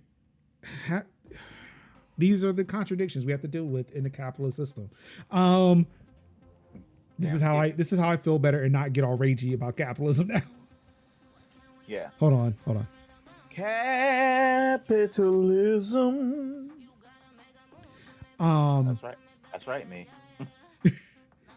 But like all that aside, yeah, I don't have the problems with it. Like I know with digital key, like I can buy things digitally. If there is a card that I want to get and like I want to share it with somebody, I can do that. Like there are I'm glad there are still ways to be able to share your games, and I'm glad Nintendo did that. At least that. Yeah. Like I want to say like Nintendo and Valve are the only two storefronts. Have the only two storefronts or like mechanisms to do that type of thing. Yeah. Like Sony or Xbox, nowhere to be seen. It's not on Epic, not on GOG, not on EA, not on Ubisoft. Well, I mean, Ubisoft games are coming to Steam, so it's kind of moot. Also, EA games are coming to Steam. Not fast enough. Definitely not fast enough, but not fast enough, brother. Oh, and Microsoft games are also coming to Steam. Oh no, they're already here. Yeah, I mean, so I guess actually, yeah, it's kind of a moot point. I don't know what argument I'm making anymore. But Xbox and PlayStation don't allow you to do this. No. So like leaving Nintendo like the only console where you can share your games with your friends. It's good to see that they have those mechanisms in place. Towards like, yeah, you can go any route and still be able to share your games with other people. And I'm for Nintendo being as strict a company as they are, especially because of piracy, quote unquote, because of piracy, to see that they have these features in play, like it's nice to see. Yeah. But yeah, I'm not as someone who cares about game preservation, but is not like that's just not the bag I'm getting into. I don't care enough to fight that fight, but I do understand and will support those who are fighting that fight, who are, because again, we still need that history. Oh, I'm fighting that fight. I will pick up that torch, because that is something that I champ fully and truly at the bit of. I'm just like, look, save your source code. Just honestly, like again, like you can preserve a film, but I don't know if you keep the negatives around. Yeah, the having the negatives and having like the source of the thing would be the ultimate if we've learned anything from Final Fantasy Tactics. Yeah. But yeah, again, like the size of the cards being a justification for a key card is bullshit to me. These companies can eat that fucking cost. It's not that much. To them at least. But the performance issue of the game card makes sense. I'm like, all right, you know what? That's reasonable. That's reasonable. I see you on that one. I ain't even mad at you. Right. Carrying on with Nintendo Switch news. Yeah. Accessory maker Genki settles with Nintendo after showing off the Switch too early. Sure so did. Remember back at CES, Genki was walking around the show floor and said, yo, look what we got. Well, we got the case for the Switch 2. This is what it looks like. while holding a mock-up of a Switch 2. Mm-hmm. Sure and Nintendo said,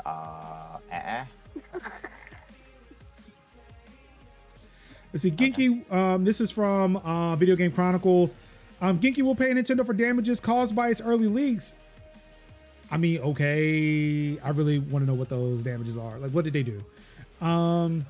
People still bought that shit. Like, what do you say? Mm-hmm. Genki, but the exact amount has been agreed upon privately and hasn't been disclosed. Genki and all other subsidiaries of Human Things are also permanently banned from using any Nintendo logo or design or anything similar using the terms Nintendo Switch, Switch 2, or Joy-Con, and selling any accessories that don't clearly state that Genki is an unlicensed accessory manufacturer. It is also banned from using the Glitch and Glitch 2 brand names for its accessories because it's too close to Switch, as well as naming its news announcement Genki Direct. Genki is also now unable to use elements in its products or packaging which are similar to Nintendo's core color schemes, which are listed in the settlement as red and white, red and blue, green and pink, blue and yellow, purple and orange, pink and yellow, and purple and green.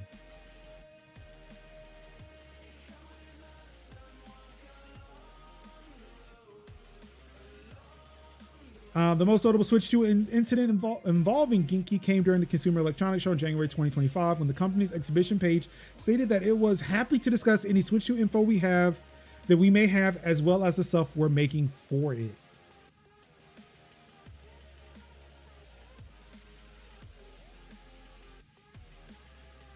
In January, it was claimed that lawyers representing Nintendo approached Genki on the CES show floor. And it's alleged that despite this encounter, the company went on to display a video at CES showing off a render of the then unannounced Nintendo Switch 2, which included Nintendo trademarks such as the Nintendo Switch 2 logo. Ooh.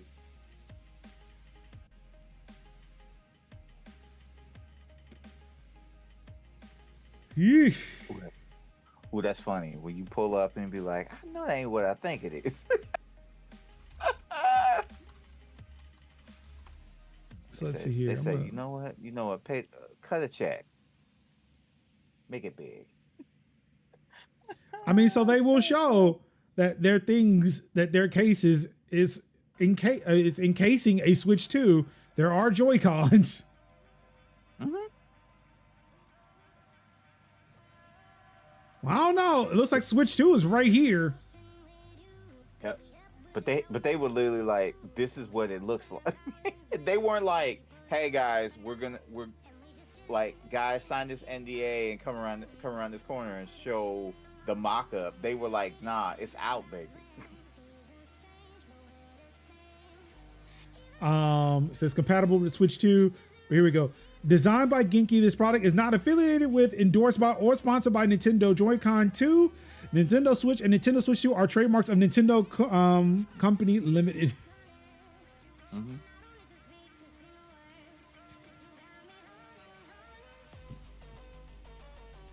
Now, wait a second. Hold on. How do I make this bigger? I don't know. That looks like blue and red to me.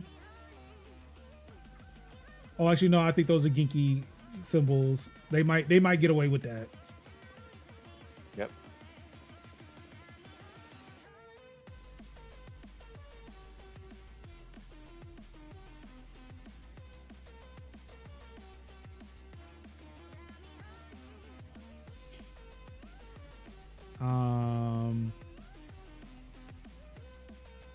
So I guess they're allowed to show like, hey, this does fit the Switch 2.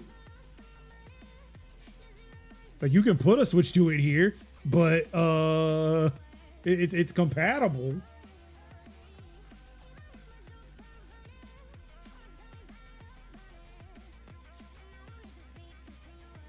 Oh wow! Actually, you know what? I just look. Even the dock does not have the symbol.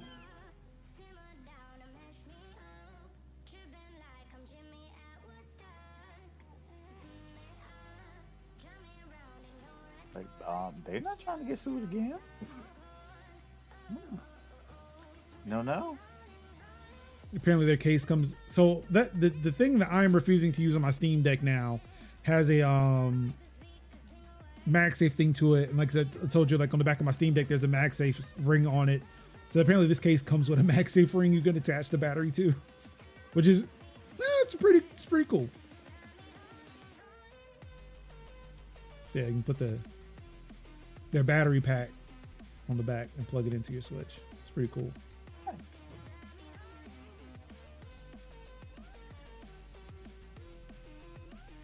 Get that little extra playtime in. Eat.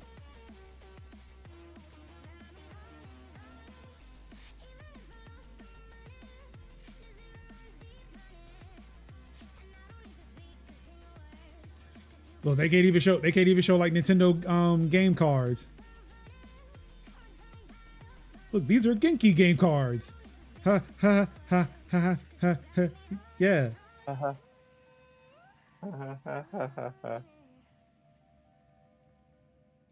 That's a nice little case though. I like that.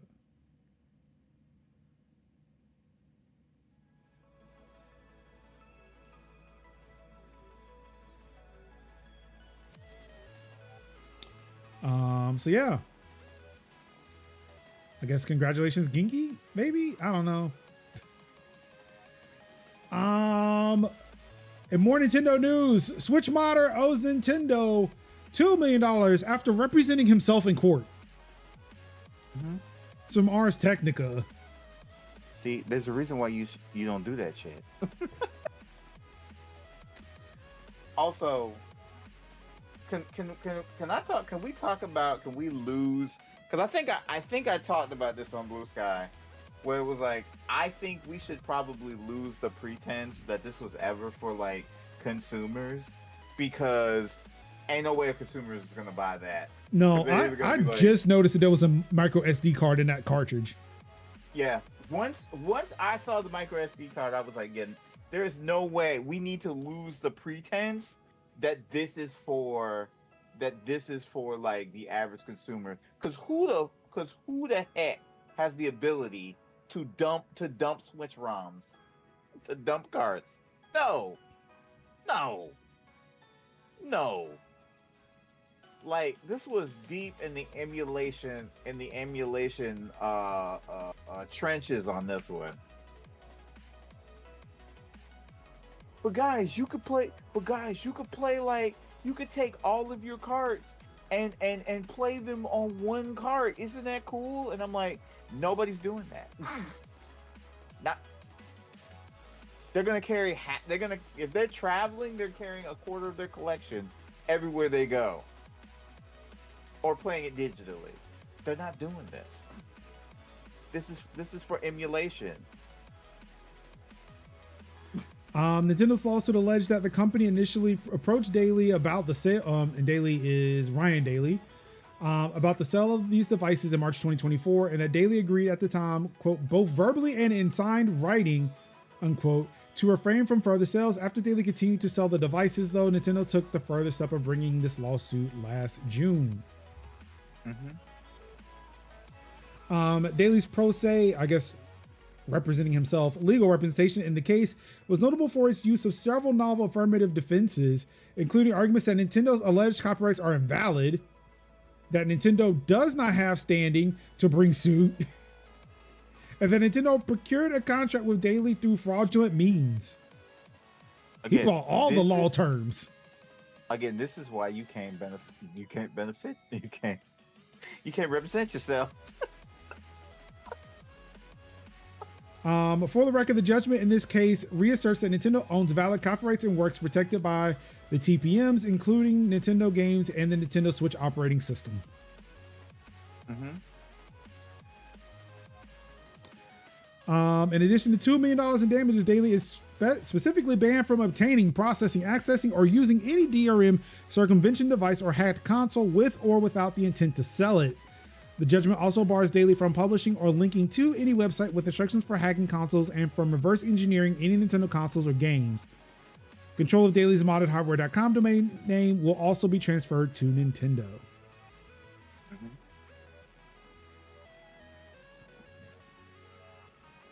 Nintendo's latest legal victory comes years after the $4.5 million plea deal with Gary OPA Bowser, one of the leaders behind Team Executor and its SX line of Switch hacking devices. Bowers also served 14 months of a 40-month prison sentence in that case and said last year that he will likely be paying Nintendo back for the rest of his life.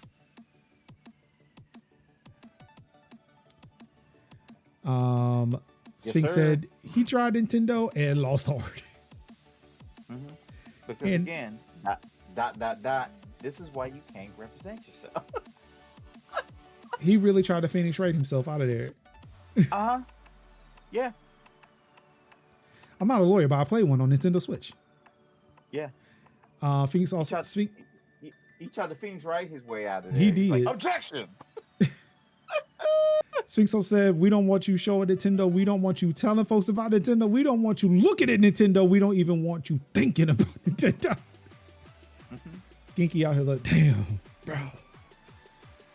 Like they tried the D brand shit real hard and like they biffed it. Genki just said, nah, man, we gotta cut the check, bro. Which also I did forget to mention, the kill switch for the Nintendo Switch 2 is a D brand accessory. So definitely, I'm not sponsored, but hey, I like it. So I'm gonna say, hey, if you want something like this, dbrand.com. This is the second thing I have ordered from a place that was not Amazon or directly from the manufacturer, and almost kind of got forgot about. Because I think I mentioned that on the show. Yeah, D-Brand was like, "Oh yeah, we didn't forget about you. It's coming. Your package is coming."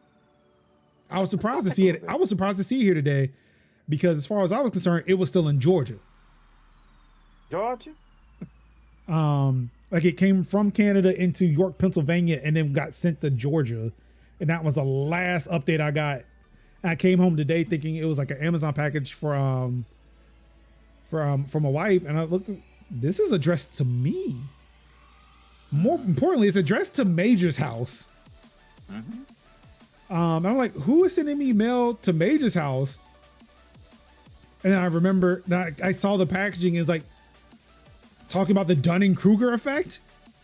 I was like, oh, this is nothing but D-Brand. Just putting this dumb shit on their packaging because it's like, oh, it's cool and edgy. And realized that it says Major's house on the packaging because it pulled the address from PayPal.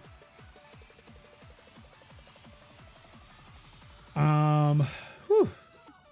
All right, almost done. There's a Nintendo Direct tomorrow, 9 a.m. Eastern. Ooh. This is from GameSpot.com. Nintendo has officially confirmed that a new Direct live stream will be held on Friday, September 12th. The presentation will run for roughly 60 minutes and will be focused on upcoming Switch and Switch 2 games. As usual, you can tune into Nintendo's official YouTube channel to watch the broadcast. An archive version of the stream will be available after the initial premiere, as will trailers for each game shown during the event. Yes. GameSpot is saying that there's no information. Nothing's been kind of really leaked. It says the 40th anniversary of the original Super Mario Brothers. Also, Metroid Prime 4 Beyond has been rated in several countries. So even though in London they said it was out months ago,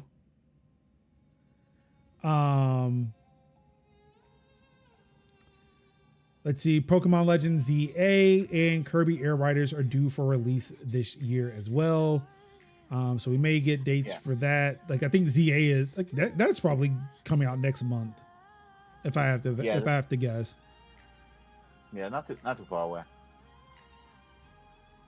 And let's see, port of Red Dead Redemption 2 for the Switch 2 has also been rumored. I own that game, but it's on Xbox. I've been waiting for a PC release, but I got it. You know what? What now? Red Dead Redemption 2. Oh, yeah. Red Dead Redemption just went on sale on Steam today. Yeah, I'm thinking about it, but I'm like, I don't think I got the time. But what I'm saying is like it went on sale today. The direct is tomorrow, and that's rumored. Red Dead Redemption 2 for maybe a surprise drop. That might be like later today. I was like, oh, coming to PC and Switch too. A little bit of weird news. We'll end this on a couple of, well, I would say a couple of good stories, feel good stories, but no, there's one bad one to end it on. All 54 lost Clickwheel iPod games have now been preserved for posterity, which we love.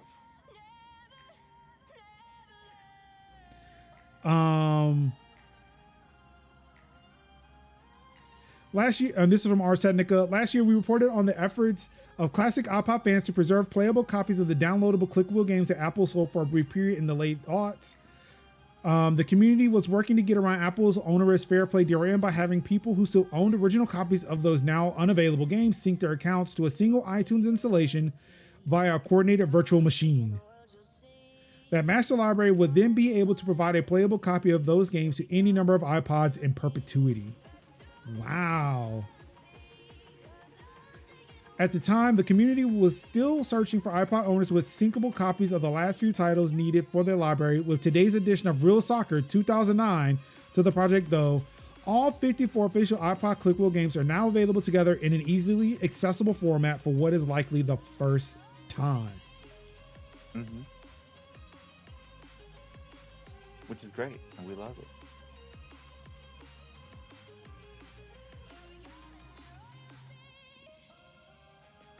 So I'm wondering, how do you play it?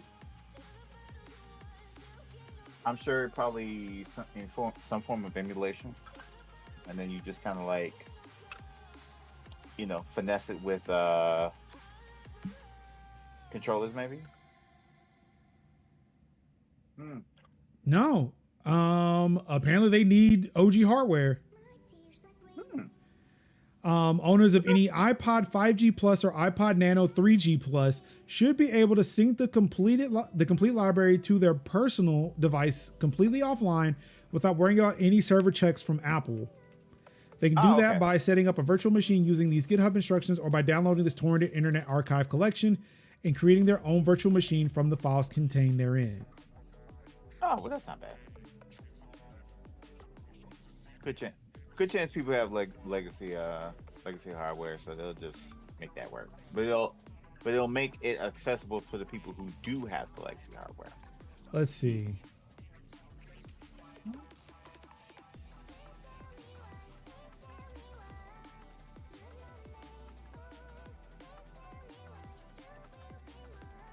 I don't know how you can tell. Like, I don't know what I wish they linked to what those devices are. Yeah. Like that I can click it and see what 5G Plus is. Because, yeah, typing 5G Plus into eBay was like, I don't know, here are devices.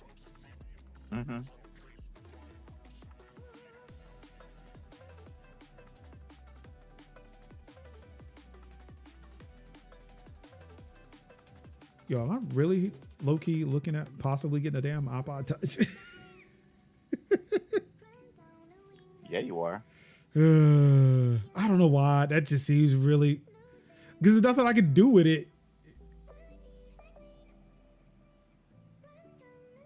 Like, you can't act... Like, you could probably turn it on, but, like, you can't, like, sign into Apple. You can't do shit with it. It's...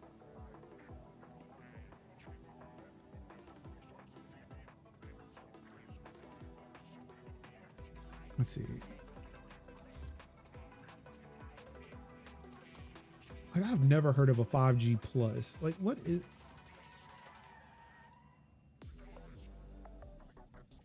Like a 5G? I think it's like a 5th generation. Oh, not like generation, yeah. Not like 5G radios. Yeah. Maybe Slashdot?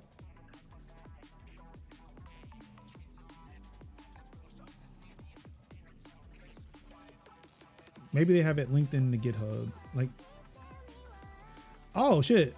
Actually, there are a list of the devices you can get.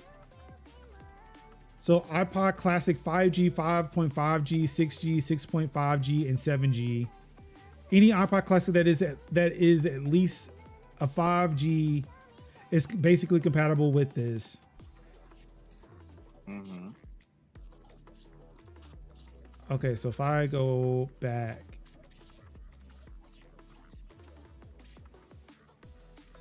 so yeah, like this top one here, 5th, 6th, or 7th generation. So like these here.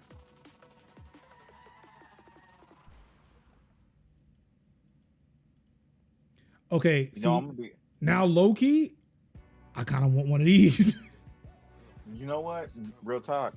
I want one too. Like, I've Like- never had an iPod like this. I've had the OG, like the first gen, that was a literal spinning platter hard drive with a screen on it.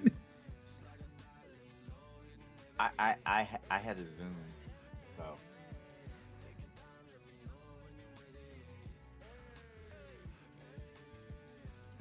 I'm still mad. Like Apple did not take the opportunity to like make a music interface that just emulated an iPod. I would say if some all Apple really could do, well, I mean it would take some doing, but I think if all Apple needed to do was be like, here's an iPod Classic with like Wi-Fi with Apple Music baked in, and they could have killed. But see, I think they're know- into the touchscreen shit. I honestly think they would just like resell an iPod Touch at that point. Yeah. Because it's just one of those things that like I could see that with that ability in there. Like to even if it was like, all right, even if you had to make a playlist on Apple Music, on an Apple Music website, like desktop app, and then just walk around with it, or be able to download the music. Because like I say, I would truly love to have an iPod, just a straight iPod for days. There are days where I'm like, man, an iPod would just be nice. I would like. It would be nice if they still sold an iPod Touch. It really would, because I would low key just get one for my son. Same, I'll get one for my kid too. Like look, instead of carrying your iPad around, instead of carrying your iPad around, here's an iPod. If you want to listen to your music, you want to watch videos in the car, and so like yeah. I mean, like I know kids are like they're starting to get phones and whatnot. I feel like Munchie got one. Given like having him have the iPod Touch would kind of prepare him for that. Yeah. Like Munchkin and her sister and brother have phones, and it's like, yeah. Yeah, that's a bummer. I really wish they still made fucking iPods.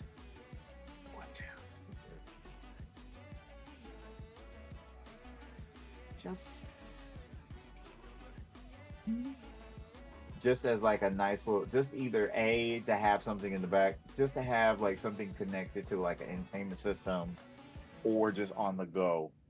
That would be nice.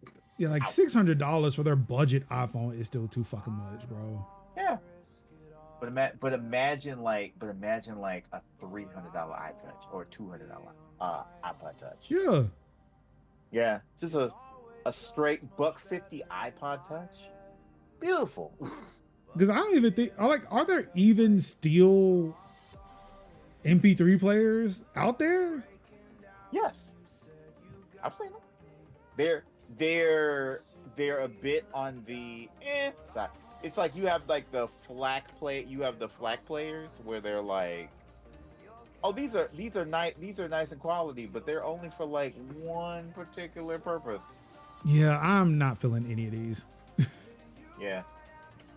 It's like you're either like the what's the thing I'm thinking about? You're either like the audio lovers who are like I just want to listen to my music in FLAC quality, baby. The FLAC players, baby. My music gotta be FLAC. It's the closest thing you got to vinyl, baby.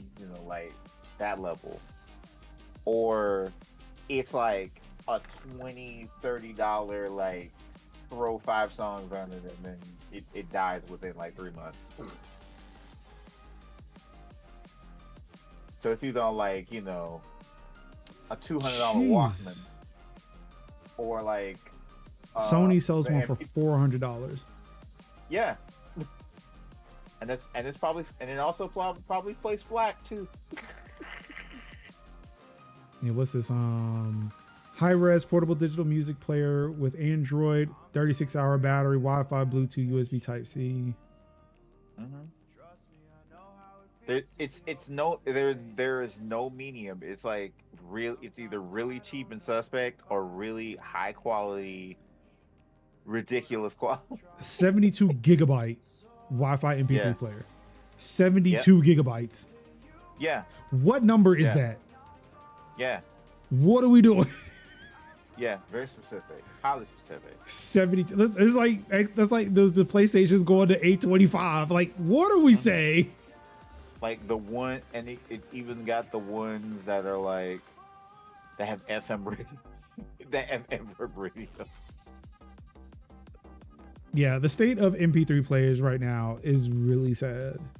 Yeah, because like I say again, it's either like low quality trash or high quality high quality business. It's like high quality business class. It's like something you use something like Gordon Gekko would just have it tucked in the pocket and like listen to AC/DC. It's like something that Bobby Axelrod would have in his office. So, like I say, there's no middle ground. It's either high quality, high res, or utter trash. Okay, here's a refurbished iPod Touch 12 gig, 128 gigabyte. It's sold by somebody else, but it ships from Amazon. Yeah. I'd be more inclined to buy that. Yeah. I feel like these iPod Classics are going up in price now because I think people are wanting that vintage shit, but also, I don't know. Something amazing just happened that makes them kind of wanted. Yeah.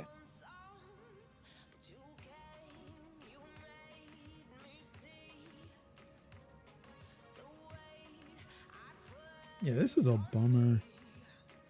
Yeah, that is the true nature of MP3s. It's like you're either like really cheap gas station trash, or you're like, uberly expensive, underdeveloped, woefully overpriced. Like it would be nice if there was just like a decently updated iPod Touch. Yeah. Like the original iPod, like these iPod Classics, that's for me. But I would like to get an iPod Touch for my son. But yeah. That to quote that guy from Blizzard. Do you guys not have phones? Stop. Uh-huh. Hold on, that's the wrong place. That's not how you spell Apple. I'm gonna go back to that refurbish real quick. We gotta move on. But just one more thing I want to look at. What is the cheapest iPhone that Apple sells? Price low to high. A refurbished no, that is not the cheapest because the iPhone SE or the iPhone 16e is cheaper than this.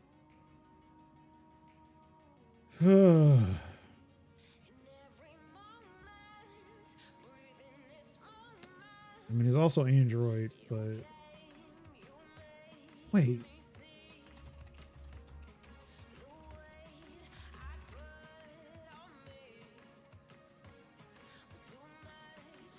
All right, what does Android Central got to say?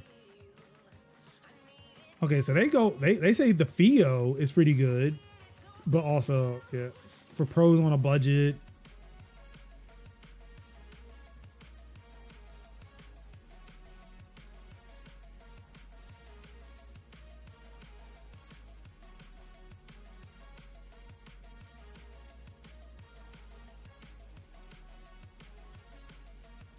LG V60 Thin Q I can get for $214. But it has Android 10 and it's probably not getting updates anytime soon. No. Fine.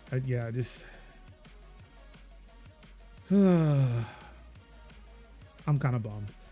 All right, let's move on. Hollow Knight Silksong already has over 5 million players after just a few days. Yep. Yeah, impressive, including 1 million people playing via Xbox Game Pass. Yeah, that was the thing that I had mentioned on Twitter where I was like, "Hey, I'm sorry, Hellscape." Where I was like, when do you think that Silksong was going to get its like first million sales? Did not realize it was going to be 30 minutes. Not nary a day, more like hour one.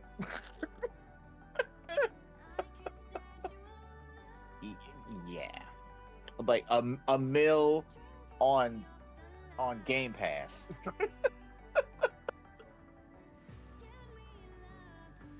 A mil everywhere else. Another intriguing aspect of the Alinea report looks into previous. Oh, and this is from GameSpot. Looks into previously played games for Silksong players on Valve storefront. For example, 78% also checked out the original Hollow Knight, while 32% had played Celeste. People were itching, man. People were fucking itching, bro. Oh yeah, they were like, now would be a good time. They knew, I guess, when people were like, okay, I got time.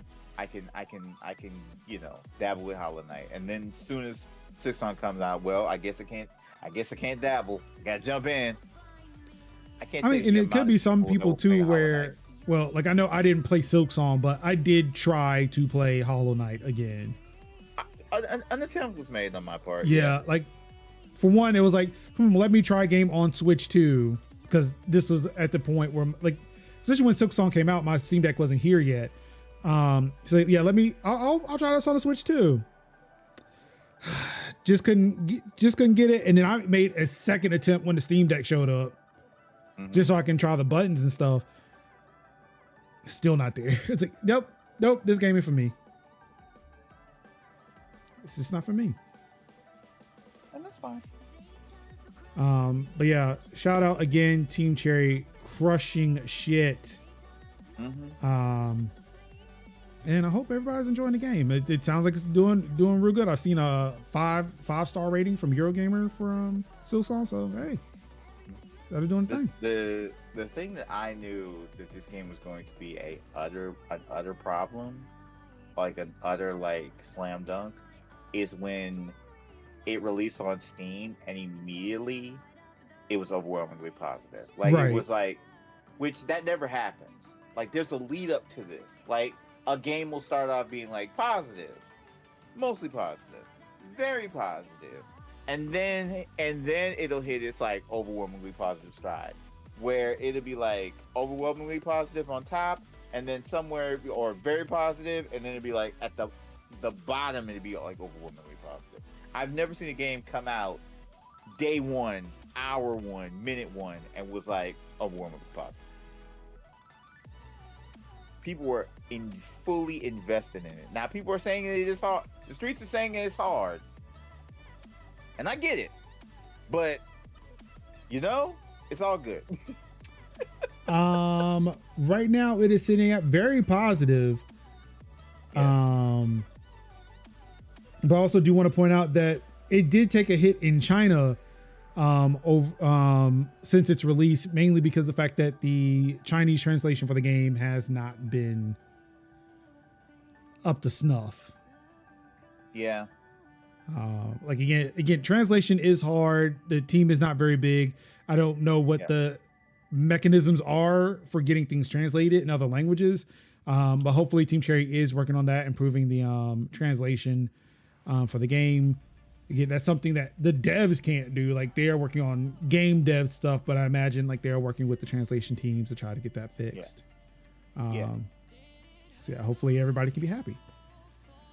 Last but not least, guess who's back?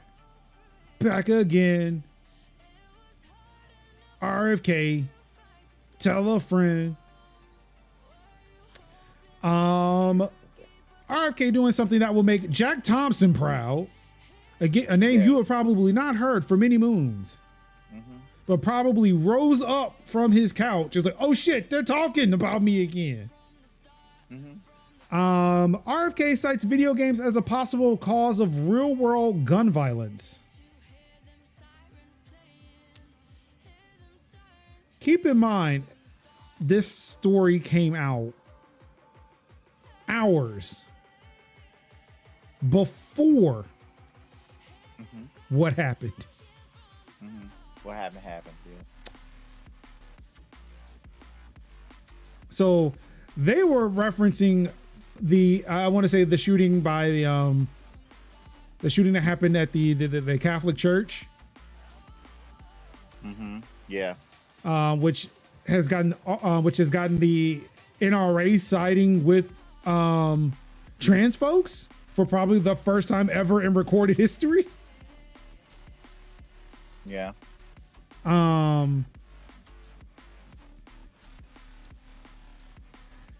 So let's see.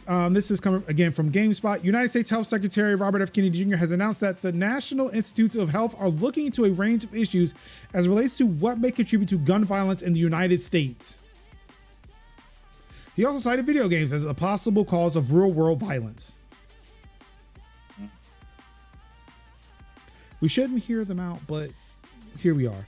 Quote, the firearms question is a complex question, and it's not an easy question. He said in response to a question from PBS about if the government is looking into mental health when it comes to gun violence. He called it a variety of factors that can contribute to an uptick in real-world violence, including dependence on psychiatric drugs, along with video games and social media. Quote, we are initiating studies now that look at the correlation and the potential connection between over-medicating our kids and this violence. End quote. He did not elaborate on video games, however.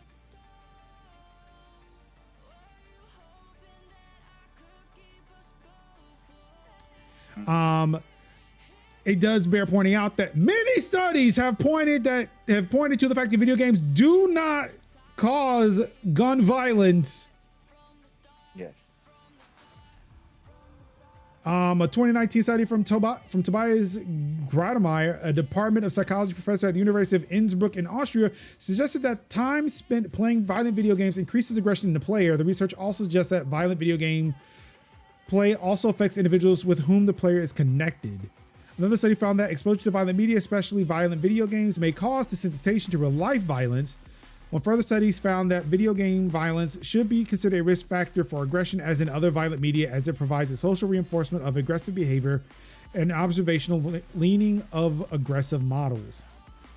A study from Oxford discovered no link between aggressive behavior in teenagers and the amount of time they spent playing violent video games. Our findings suggest that researcher biases might have influenced previous studies on this topic and have distorted our understanding of the effects of video games, unquote. And this is from co-author Dr. Netta Weinstein from Cardiff University. The study came after years of published vetted research that showed there is no connection between violent video games and increase in violent crimes.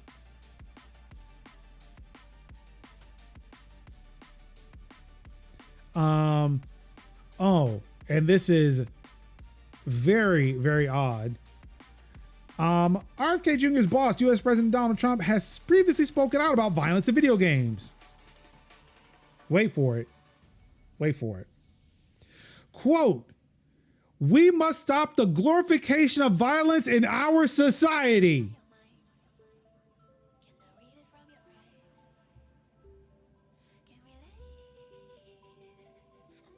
You first.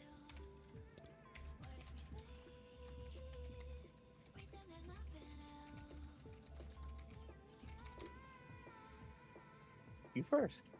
Hold on.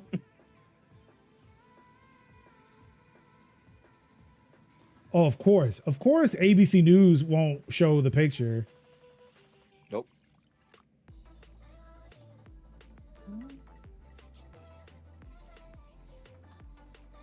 Yep, nobody is showing the picture. And I am not going to the website. Nope. Thank you, Snopes. Yeah, okay. Thank you, Snopes, for providing the image. I love the smell of deportations in the morning. Chicago about to find out why it's called the Department of War. With a picture of him posing at an AI generated picture of him posing as one of the characters from the movie Apocalypse Now, a very violent war about movie about the Vietnam War. Mm-hmm.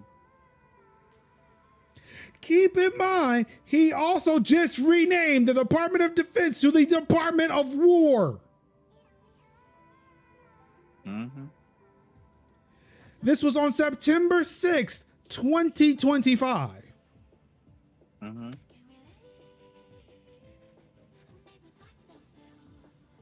A 6 years after 2019, he said he posted at 6 years after he said we must stop the glorification of violence in our society. Mm-hmm.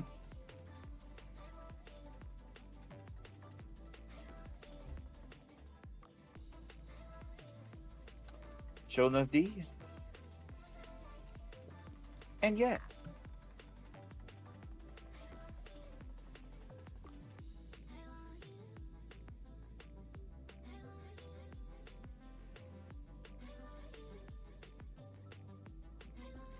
Well, but it doesn't stop at the Republicans, though. Just for fair and balanced news, which some places claim they offer, but we offer it here. Yep. Some may recall how then U.S. Senator Hillary Clinton, known Democrat, in 2005 said violent video games are a major problem and studies have shown they are bad for children. Mm-hmm. She also said violent video games should be regulated like alcohol and tobacco. Mm-hmm. Even though there's already regulation, but we ain't gonna talk about that. I mean, there isn't, but it's being self-regulated, but not government regulated. No, that's what I'm saying. Self-regulated, yes, because it's all fun and games, so Congress is involved. Quote, violent video games increase aggressive behavior as much as lead exposure decreases children's IQ scores. We need to treat violent video games the way we treat tobacco, alcohol, and pornography. We know these products are damaging to children, and we need to give parents the tools to keep them out of kids' hands. That is then U.S. Senator from New York, Hillary Rodham Clinton. Again, known Democrat. Yep. So before we go looking at all the Republicans, nope. That's all Congress, baby. Mm-hmm. I'm not sure why this matters, but I guess maybe. In 2024, RFK Jr. revealed that he invested $24,000 into GameStop as a means to show support for retail investors over institutional investors following the 2021 GameStop short squeeze situation. Mm-hmm. But again, I digress.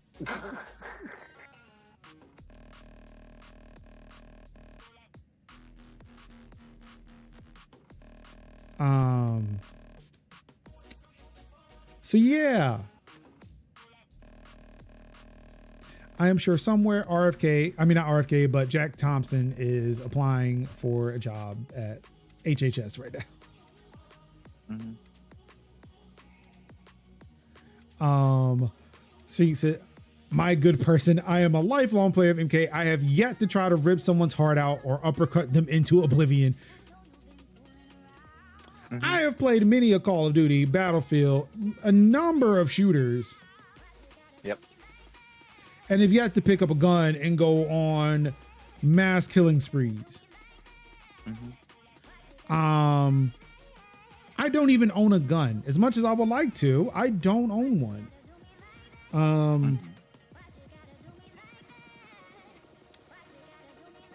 I play a hell of a lot of Madden. That does not make me feel like I can go out there and play for the Philadelphia Eagles.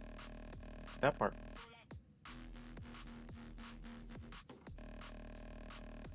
Now, maybe my hours of playing American Truck Simulator may prepare me for a job as a truck driver, but still, I have not done that.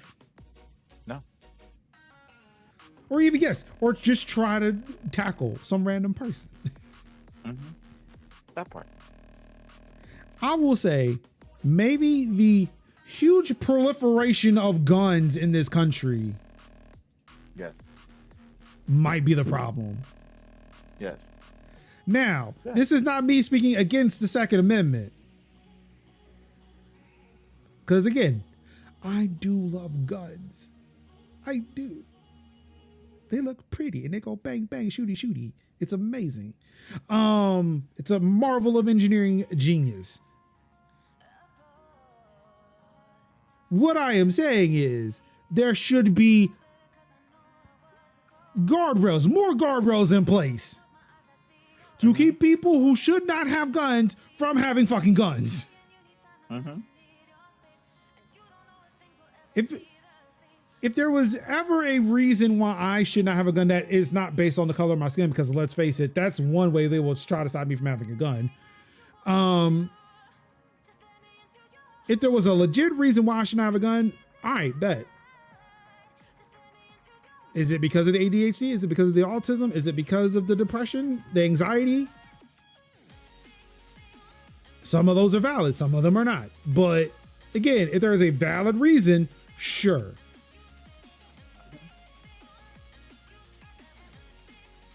Should guns be locked up in a house? I mean, yes.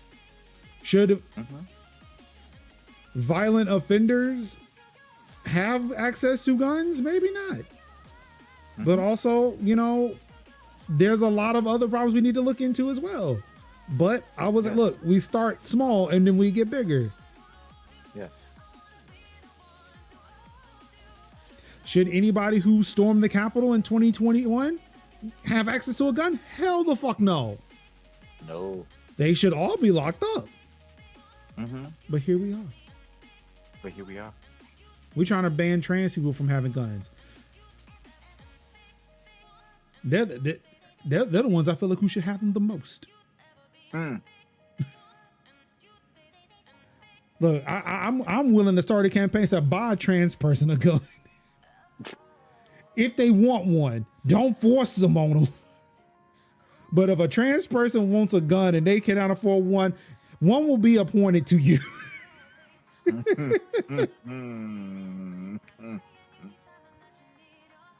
How about we start that? How about we start that program? Like, look, contrary to what, because again, Republicans really think the left stops at liberal and there's nothing else. Or they just want to lump liberals in with actual leftists, Marxists, communists, anarchists, which again, it's a spectrum. The whole political sphere is a spectrum. And liberals ain't it. But there are motherfuckers on the left who want to be fucking strapped. Hi, I'm one of them.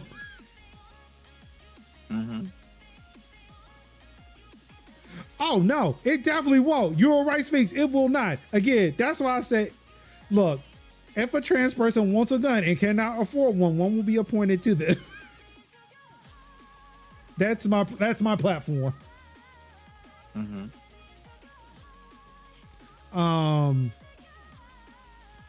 But look, yeah, I am not going to force a gun on anybody. That's the last thing I want to do. But it's like, look, I don't believe that the one thing that stops a bad guy with a gun is a good person with a gun. But I mean, if you attack a transphobe, you are obviously, like, there's an objective reality here. Look, I believe in defense. And the U.S. was doing great by sending out, hiding their true nature by calling it the Department of Defense. They were, but boy, Trump kind of fucked that up. Yep. All right, that's it. That's all I got. Play your video games. Fuck RFK. Yeah. Fuck this administration. Yeah. Fuck capitalism. Fuck imperialism. Yep. But look, I'm going to try to stick to video games at least for the next week or so. Mm-hmm. So you may not hear as much from me online as you used to. Yeah. It's just going to be, look, if it's not gaming related or just tech related, I'm going to try to keep my thoughts to myself until shit dies down. Yeah. So while I think of other things I could be doing next week, Kev, what you got going on? For the most part, we're in that lovely area where we're gonna be like doing the backlog duties. So trying to clear out a few things. Nothing like too major. Like things getting cooler. It start getting shorter, and just prepping and enjoying these trips through the archive, because I've really been enjoying these trips through the archive very much. Yeah. Not really too much going. I am truly debating, because this year is the 30th year of Chrono Trigger's 30th year, so I'm thinking I might need to make a run. For Chrono, because that was the game that defined me as not only a gamer but as a RPG gamer, and basically made it's on the top list of like all SNES games. So I have it on my Steam Deck. I have the PC version on my Steam Deck. I also have it on the on the PlayLad. So I'm just thinking, yeah. So I think I probably might do a run of that, or do as much of it as I possibly can before, before I get caught up in insert game here. Also, some lovely keys that I'm gonna be doing coverage of. I keep saying I'm gonna make videos, and then I end up saying no, and I end up streaming it instead. But I actually will try my best to do YouTube videos, because I have been slacking on YouTube videos, because there have been so many lovely little demos that have been coming out, and I'm like, that could be demo coverage. So which is a game that I found a demo that I liked. I'm trying to think what the name of it is. Pancito. Oh, it's Pancito Merge. Not saying our merge, but it's kind of like if like Suikia game, but with like, instead of like matching fruit, you match Mexican desserts. And you also take those desserts and you serve them to patrons who want that dessert of choice. So I'm gonna be trying. I really want to make an effort and make a video on that, gameplay video of it over the weekend. So that's my hope. And I think that's about it. Really, I am surprised Chrono Trigger is not on the virtual the Nintendo Online Super Nintendo thingy. Square said, "Hell nah, baby." Now Capcom got both of the Breath of Fire games on there, and I have tried and I have made an attempt of 2. I tried 1, but I really don't like 1's art style. But I've tried 2 because I'm familiar with 2 because I played a lot of 2. I rented 2 a lot. So yeah, back in the day when I was truly renting games. So but yeah. I don't like how there's a game on here that's literally shouting at me. What's shouting at you? Hey punk, are you tough enough? Like okay, hold on, because I can't make it any bigger. But yeah, it's like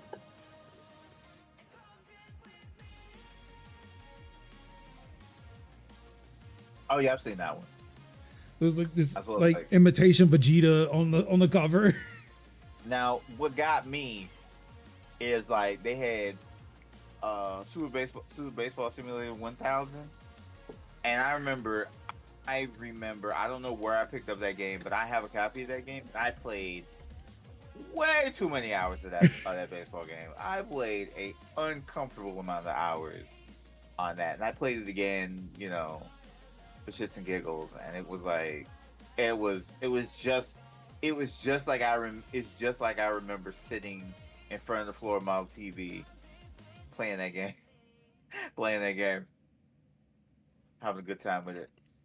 So but yeah, I'll probably will be if I've cleared the way, I might dabble with it I might either start on the weekends or just do like an initial stream of it to say that I did it, and then just play it on my Steam Deck on below. So I think that might be the move. Anyway, that's it for me. Let's see. For me this weekend, no, It Takes Two stream again. Sorry, okay. Because as you heard at the top of the show, it is my son's birthday tomorrow. So I don't know what we're doing tomorrow specifically, but I want to make sure that whatever it is, we've got a wide berth for that. Okay. But Saturday we are going to a place called Frankie's, like a little family fun park thing. They got the laser tag and the go-karts and all like that. My wife wanted to see if he would like doing go-karts. She wanted to take him to this place called Rush Hour, which has like the faster carts. And I kind of talked her out of it, mainly because like the last time I went, I got sick. I got like nauseous. And I wasn't sure if it was because like it's an indoor building with a whole bunch of fumes. If it was just like the speed of the go-kart just fucking with my inner ear, I don't know. I was like, yeah, I don't know how I feel, and I don't want to be the guy who ruins it for everybody because like I just get sick and just didn't want to deal with it. I understand. So like I said, I talked to her, said, look, if we go to this place, they also have go-karts, and they tend to be slower, not as intense, and we know that they're slower. Right. So yeah, we decided to go there instead. Let's see. For me, I am like I'm still playing through Delta. I have gotten to that one specific boss fight. I fought him. Do not like where it's going right now. So I decided to wait. Okay. They've told me not to wait, that I should come back as soon as possible. Mm-hmm. They can just deal with it. I will not be back for a minute. And then we'll deal with whatever happens when I come back. Yeah. Got to wait him out. Yep. I know exactly what. So yeah, that's on hiatus for a bit.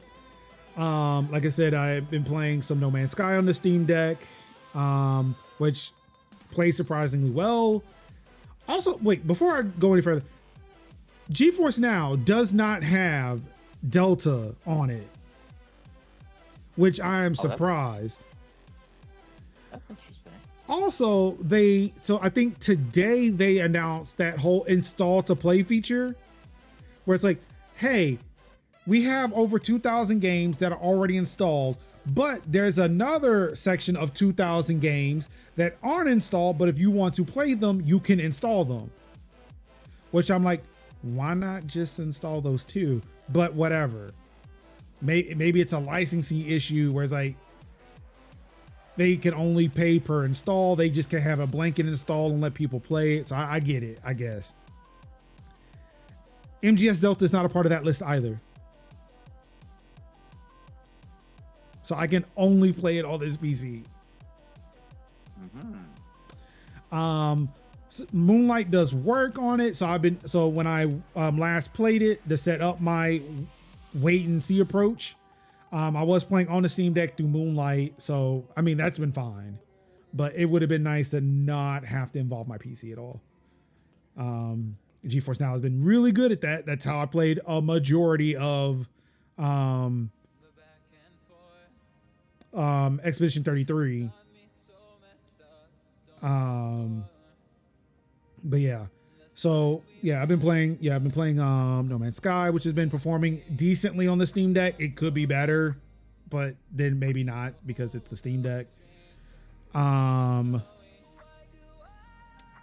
Let's see, did I pick up anything since then? I don't think so. I've been moving some games around on my list of games to play, which I should put No Man's Sky on my currently playing list. Oh yeah, I did download Unicorn Overlord to the PS5 because that's a part of PlayStation Plus. Yeah. Because they are cowards and will not release that game on PC. Cowards. Cowards. Yeah, things like I've been dabbling. It's like I don't hate No Man's Sky, especially since they've cleaned it up.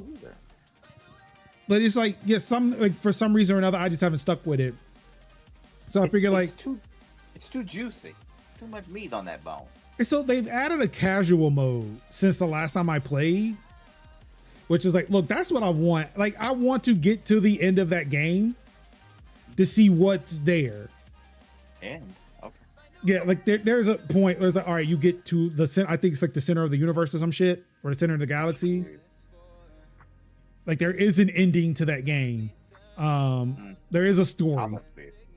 I'll never see it. Cause I'm like, I'm sorry guys, I'm too busy fishing. Yeah, no, you know me. That's not a thing I do. Like, oh, there's an objective. To the objective. I am doing just the bare minimum to knock things off of a list and keep moving. I could do that objective, or I could just explore. I explore while doing the objective. I set up shop on one planet, and that's where I live. Exactly. See, nope, there are no other planets. It's just this one. I'll be back. Like, as long as I'm like basically like I will find a planet that has enough life and will not try to kill me, and I'm good. Yeah, my spawn planet for this playthrough was on like a place just with fucking acid rain, and like, why? Yeah. I put this on casual, and you immediately put me on a death planet. Yeah, you put me on a death world, and I'm like, and I gotta. It was like, then the storm got really bad. It's like, you have to find a shelter. What do you mean? Anywho, luckily it wasn't enough to kill me. I was able to find a cave to hide in for a bit. But yeah, the game actually, it's still fun. I was talking to somebody on Mastodon. They were like, yeah, like I like the game. It's pretty cool, but it's just the flying on the Steam Deck. I've not had any issues with the flying on the Steam Deck. So, I mean, I don't know. Maybe it's them, like maybe it's just them in a controller. I don't know. I play enough Ace Combat to be all right, even though it flies differently than Ace Combat jets. But yeah, that's it, man. Like we are definitely in the second half. We're getting towards that back quarter, the fourth quarter of the year. Can't wait to see again. Now that I have this Switch 2, I am looking into what's coming out on the Switch that I may want to play on the Switch. Otherwise, like I might look into getting the whatever the current gen of Pokemon is that came on the Switch 1 to play it, and maybe Mario Wonder. Like I have seen that Scarlet and Violet finally plays really well on Yeah, Switch. and again, like it's the whole thing with Outlaws. Like, oh, Yeah. you think, oh, it's good. Like, it is better than people's expectations, or in Scarlet and Violet's case, like it's better than the platform it initially came out on. Like they actually did the work. It performs better. Oh, bet. Yeah, I will. Please. Like I bought NBA 2K18 because like, yo, we will put a full basketball game on the Switch. Right. I was like, bet. I would. It was 2 days worth of downloading that fucking game. I would truly consider. I mean, hard consider a Switch 2 if I knew that Pokemon Unite ran better on a Switch 2. I'm surprised, like with that Lord. game being out on mobile too. Like I'm surprised that's not on PC. That's what I want to know. That's what I want to know. Because I said if I like my time with Pokemon Unite was very good because I played when it came out. I played year 1, and I loved it. Are they putting out content for it? Oh yeah. So there's no reason why it would not be on PC, or like updated, like an updated version for the Switch 2. Outside of like the Pokemon company not wanting to put it on the PC. That's the only reason. Yeah, supported game behavior is consistent with Nintendo Switch. Yeah. So it just makes the sense to just put it on the Switch, to just have it on the Switch, or mobile, because the attach rate for mobile and for mobile is good because, you know, like what Blizzard said, do you not have phones? So, like, is it that bad? Is it on the Switch one? Yes, it's like, yeah. Why is the performance on the Switch so bad? Okay, getting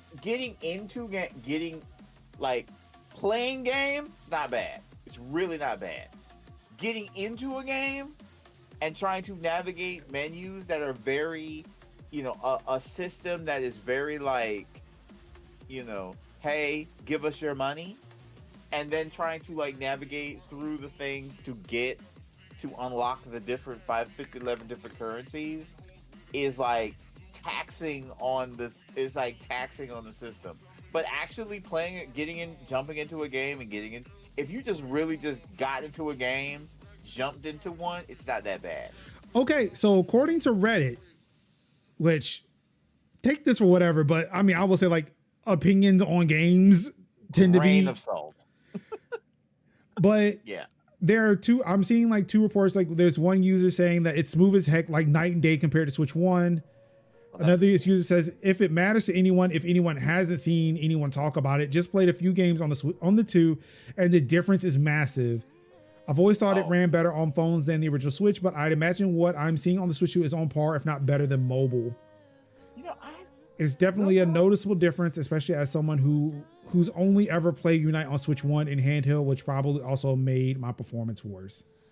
Yeah, I played docked because I was streaming it, and I was like, it was truly uncomfortable. I would almost download this on both my Switch 2 and my son's Switch. Yeah, and kind of see, because I am in a position where I could make that comparison like tomorrow. Yeah, because I played again because as a matter of fact, shout out to the homie Breezy because they were talking about it. And I was like, "Ooh, I would like to play this again." Played it again. I like booted it up and like got into the interface and was trying to like you like, oh, you got, you know, like here's your dailies, here's your daily login bonus, and how chuggy it was trying to get into the daily login bonus but getting into a game and playing a game is so quick and fun to do.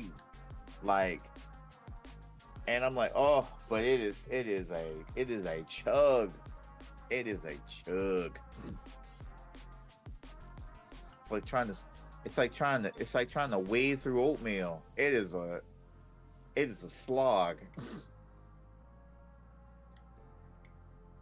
But like I love how like it says like the performance is consistent with Switch 2 with Switch 1, and it's like, what does that even fucking be? Like people are saying like it's night and day difference. Yeah. Some people say, oh no, it's better now. So, no, yeah, better now. I am downloading it now, and I will I will let you know tomorrow. Cool. Keep me posted, because I'm not even then, even if it was like good report or not good report, it still might be that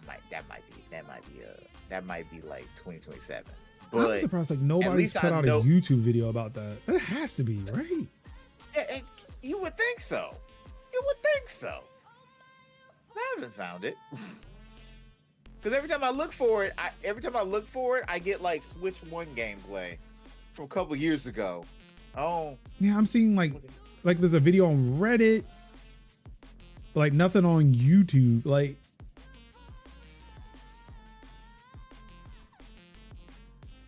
I see a video that says comparison. I see basically a comparison video. Okay, here's one. I'm trying to see who this user is. It's not showing me, but or at least not in major search, but Chris Heroes on YouTube. Played my first game on Switch 2 and it's unreal.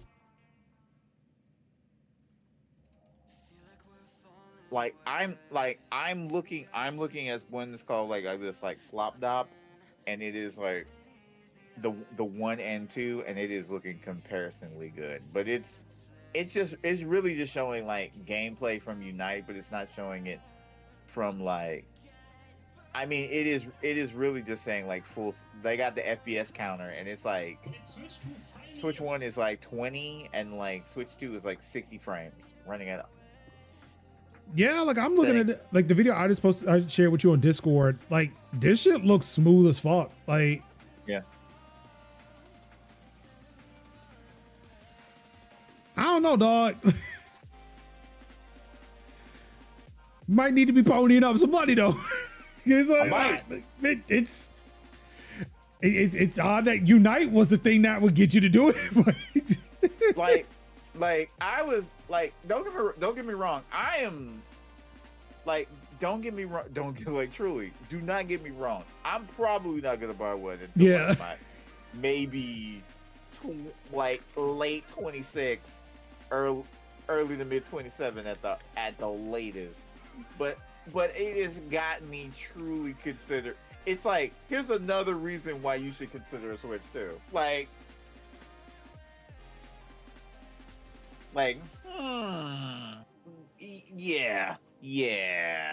Yeah. Well, on that note, we got about 20 minutes left in this day. Let's go ahead and get up out of here. Of course, hopefully Sin will be joining us next week. Next week, it will be a special show because it will mark 5 years and 1 day. Yes. Since our very first episode of Tech Talk Thursdays. We're currently working through what we're going to do. So it's going to be a special show. There probably will not be any news being discussed. So if you would like to discuss and hear about the news that's happening this coming up week, definitely hit up majors.house/Discord. That's where I post a lot of the art. Well, that's where a lot of the articles for the show are being posted, where we can have those open discussions there. Of course, if you're listening to this show live, you would like to listen to the 5 years worth of content, majors.house/TTT is where to go, or /TTT vid if you like to catch the video versions of the show, including our Tech Talk Thursday Plays and Holla Plays episodes. And of course, if you're listening to the archive, join us live, twitch.tv/MajorLennox, where we're live each and every Thursday night, 8:00 p.m. Eastern, to share the latest tech and gaming news along with some other stuff. Of course, you can reach out to us, social media down below. I might just have to ask for the link trees or beacons of Kevin Sin. That way you can find them on whatever social media they're on. I have the Mastodon links down there, but they may be elsewhere. You can find me mainly on Mastodon, but I'm everywhere. Oh, yeah, Unite is installed. Yep.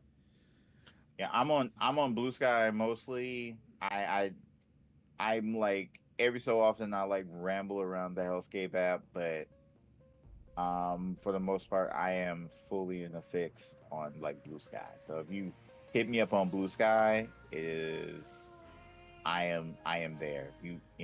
I am there. But yeah, that's all we got. Thank you so much for tuning in on behalf of Sin, on behalf of the GOAT, Idiosin Anka, Idiosin Partner. Kev, it's your boy Kev in the building. I am your host, Marcus Major Linux. Summers, twitch.tv/Major Linux. Of course, you all could have been anywhere in the world watching any stream in the world. You could have been reading the tech and gaming news yourself, but you said, no, thank you. There's so much shit that's happening that we can't talk about. Yep. That we just want to talk about video games and technology. And that's it. Nothing else happened at all whatsoever. Who knows what's on the internet? I don't know. Mm-hmm. But here, it's a safe space. We don't have to talk about it. Yeah, we don't got to talk about it. We can talk all around it. Oh, we'll beat that bush until it's dead. Can't stop, won't stop. But we won't talk about it. No, here. we won't talk about it. Mainly because some of us can't. Yeah. But on that bombshell, all I've got left to say to you and the people is no one's going to save us but ourselves. If you stay ready, you ain't got to get ready. I love you. And peace. Wakanda forever.